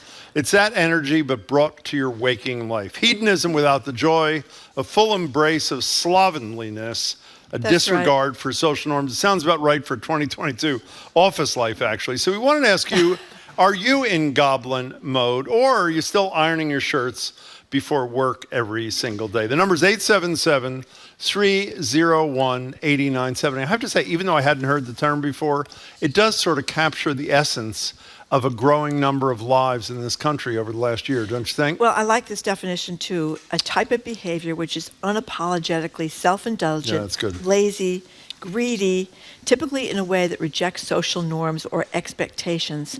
And it was a landslide winner. It beat out Metaverse, and it beat out I Stand With, which was a lot to do with Ukraine. Lots of people were doing that hashtag after Ukraine. So it was a landslide winner because it does kind of capture that mode. I mean, don't you notice? Wait a second. Don't leave that yet. You know who is, unless I read this wrong, and if someone can correct us, I believe it was landslide a winner because people voted online. And so that's like Bodie McBoatface. Do you remember that when they named that? Well, they wanted to name the vote, and they overruled it. I mean, obviously, it's a scam on the part of the voters, don't you think? I don't think most people were saying to the Oxford English Dictionary yesterday, I think goblin mode is the word of the year or the words of the year for last year. There was like an effort, like a push effort to get people. I don't know. I'm not sure I'm right. Maybe there was. I don't understand well enough. But we know what it means now. So we know what it means now, and we know that it seems to embrace.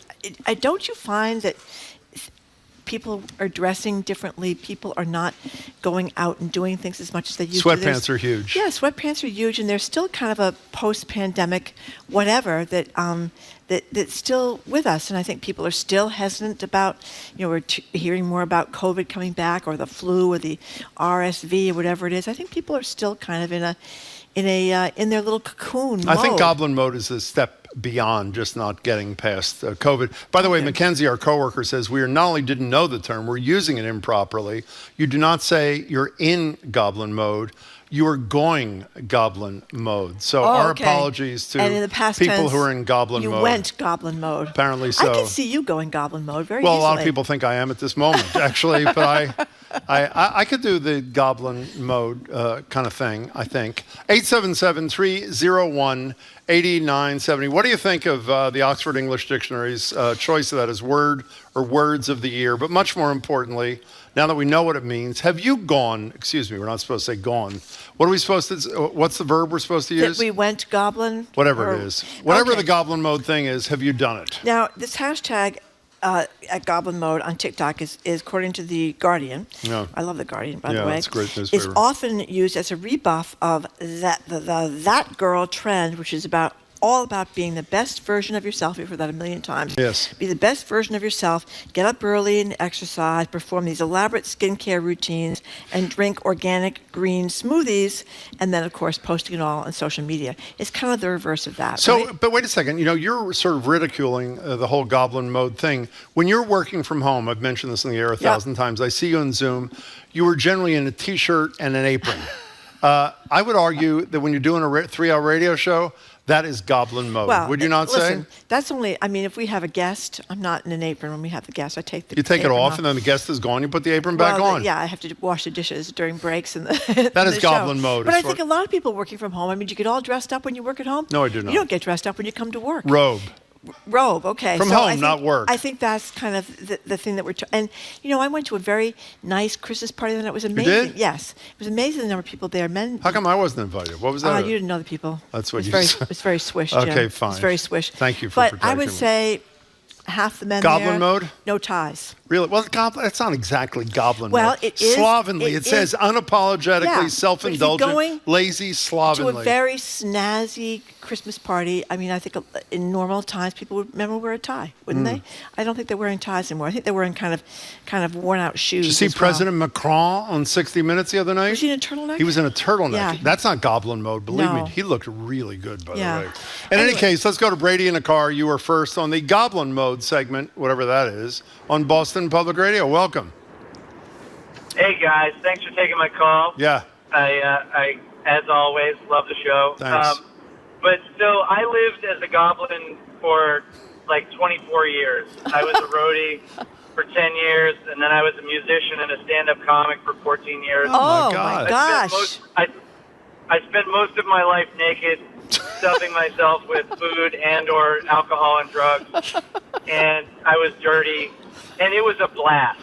I had Sound like quite a catch, Brady. Let me tell you. Go ahead. Yeah, and now I'm sober and I have a good job and I own a house and I don't live in a van, but it was fun while it lasted. Really? That's it. So Brady, That's a beautiful story, Brady. Would you, would you rather be still in goblin mode? Or sober goblin mode, let's say. Would you prefer that? Well, okay. Yeah, thank you for clarifying that, because I could see, retiring into goblin mode again as a sober human. Yeah. Yeah. I could see that for sure. I enjoyed the slovenly never care, or whatever you call that. I forget the word for that. Brady, that was a fabulous call to start us off. He is Whatever embraced. mode you're in, thank you for giving us a buzz. We appreciate it. 877-301-8970. Finn in Norton, thank you for calling. Hi, Finn. Hey, how's it going, guys? Fine, thanks. So Brady just called in talking about how he was formerly in goblin mode. Yep. I am currently in goblin mode right now. Describe that to us. Right now, I am in some sweatpants, some wool socks, eating a box of fries, and not doing any finals. So how long you been on unemployment, Finn? Oh, I'm a college student. So, You're a student. You said about final. 4 years. Yeah, you're a college student. So, are you going to be able to do any studying for the finals, or are you just keeping that on the down low as well, Finn? We'll see how these box of fries goes down, and then we'll see. Nothing like good box of fries. Finn, thank you for the call. We appreciate it. I mean, college, despite the fact that it's so expensive now and you don't want to not pass your courses because you won't be able to afford to go to the next semester, you can't prolong it for 4 or 5 years. College is a time for goblin mode, wouldn't you say? Mm-hmm. That's a time when you really, you told me some goblin mode stories, Jim, back then.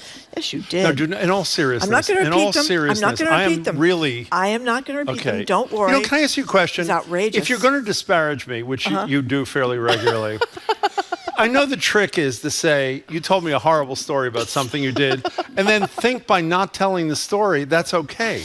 But by leaving it hanging, people can think they're worse. They can use their imagination. Let me be Jim. clear, by the way. Yep. One of the things that Marjorie, I did not steal from the Wawa supermarket where I was the assistant manager at the University of Pennsylvania campus in West Philadelphia. That's what he says. Well, That's his this story. is exactly He's what I'm sticking talking to about. it. Thank you very much. Okay, Paris is calling from somewhere. Hi, Paris. Hey, Paris.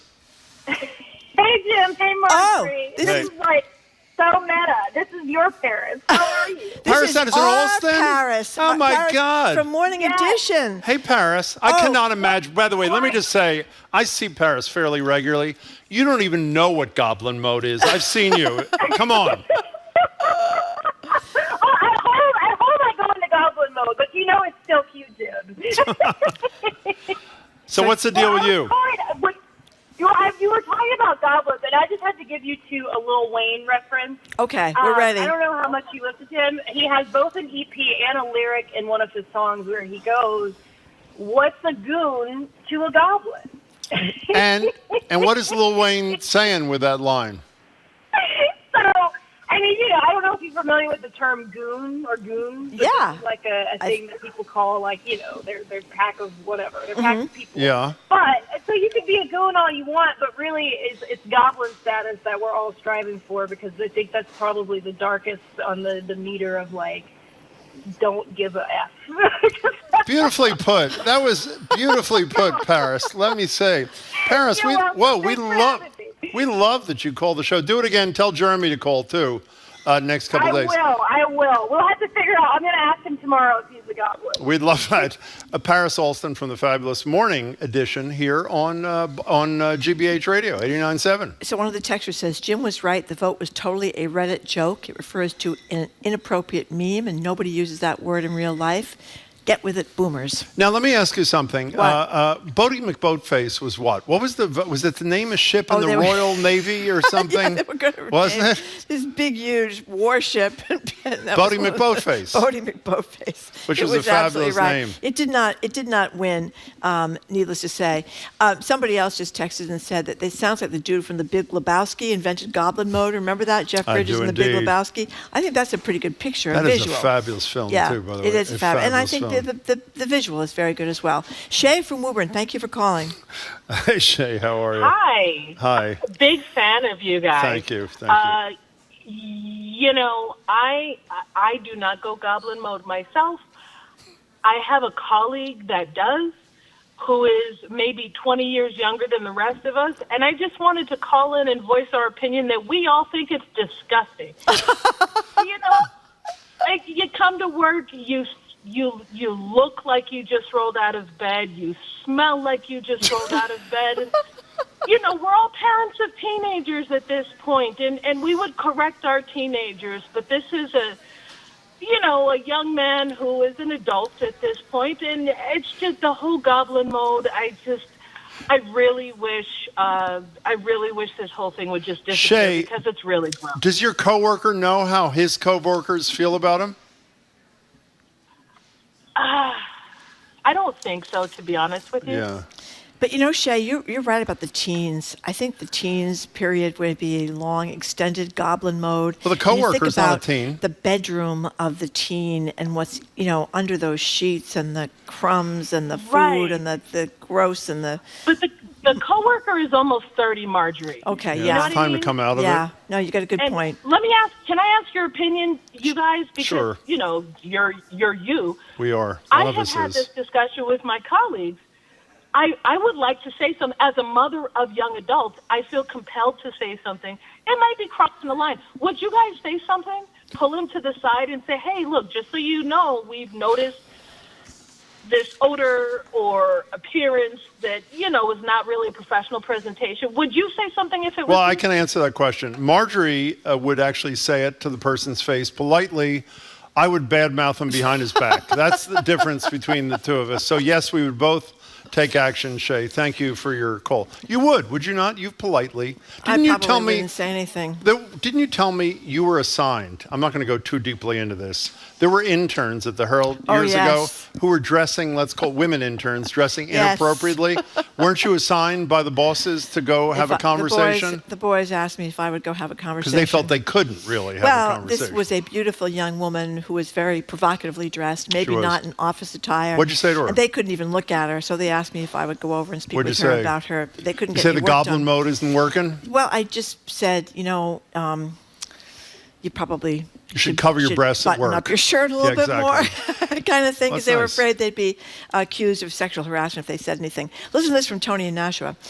I'm a former bank VP, lost my job years ago. Now I just travel, much to the envy of my family. Ripped jeans, T-shirts, baseball caps, donated all my suits, and retired at 40. Oh, my God. Wow. That is painful. Wow. Let's do Ann in Easton. Ann, you're next on Boston Public Radio. You have a minute and a half. Take it away.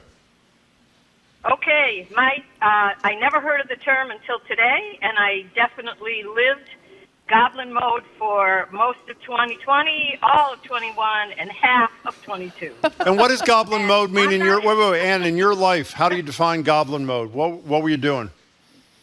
Well, it was one of those things where if I had to be on Zoom, I would run and get something out of the closet where you can only see me from the neck up and not worry about the rest of the presentation. And then the rest of the time I was wearing, complete sweats from head to toe and eating when I felt like it and indulging in Klondike bars. I want you to know Jeffrey Toobin wishes he had followed the same rules you did. Ann, thank you very much for the call. This is from Greg in Maynard, I should say. Maynard, yes. I'm legal counsel for Goblin Local 666, and I advise the defamation of my honorable, if somewhat fragrant colleagues desist at once. Yeah.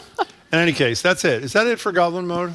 Yeah, I never knew about it until We learned today. the term today. Yes, well, we did. one of the texters says, how can Goblin Mode be word of the year if none of us have heard of it before today? That's a Well, good when question. 93% of the people who respond to the poll vote for it, I guess it can. Okay. Anyway, we are done Do you for own today. an Oxford English dictionary? Did you ever own one? I mean, it's I like think this so. kind I of think deal. so. Yeah, I did Yeah, when I was I think younger, I too. did, too, yeah. In any case, sorry. Okay, you can keep up with us 24/7 way of our podcast, and thank you very much for listening to Boston Public Radio today. Thank you very much, people that came down at the library. It means a lot to us that people come down here. Thank you all for coming. We appreciate it. Tomorrow, we're going to be joined by the NAACP's Michael Curry, national security expert Juliet Kayyem, Boston Globe cannabis reporter Dan Adams, food policy writer Corby Kummer, and Edgar Dworsky, the expert on shrinkflation at the supermarket, where the boxes and bags of food keep getting smaller but they cost the same price or more. He was a local guy. He was in the New York Times the other day, I by the way. saw him. Yeah, I saw him. I think he's from Somerville, I think. Yeah, I think so. Anyway, our crew is Zoe Matthews, Aidan Conley, Mackenzie Farkas, additional support provided by Gia Orsino and Brendan Deedy. Our engineer is John the Claw Parker. Our executive producer is Jamie Bologna. We want to thank our team here at the Boston Public Library, Angelica Marrero, Steve Baracci, and Evelyn Brito.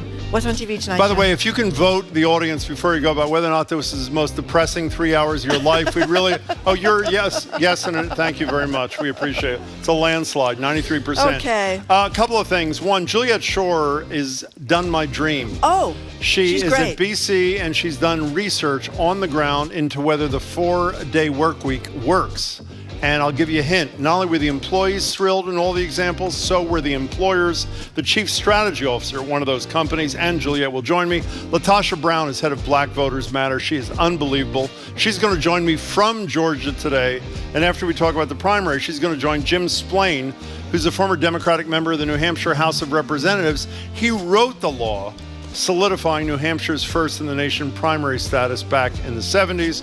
We're going to talk about taking that first in the nation status away from New Hampshire. It's all at 7 o'clock here on Greater Boston. Sounds excellent, Jim. I'm going to go goblin mode right now. Is that the right verb? I think it is. I'm Jim Brett. What? Steve Bannon mode. That's another name. No, for he it. really does. He really does He's look got it, it does down. he not? He's got it down.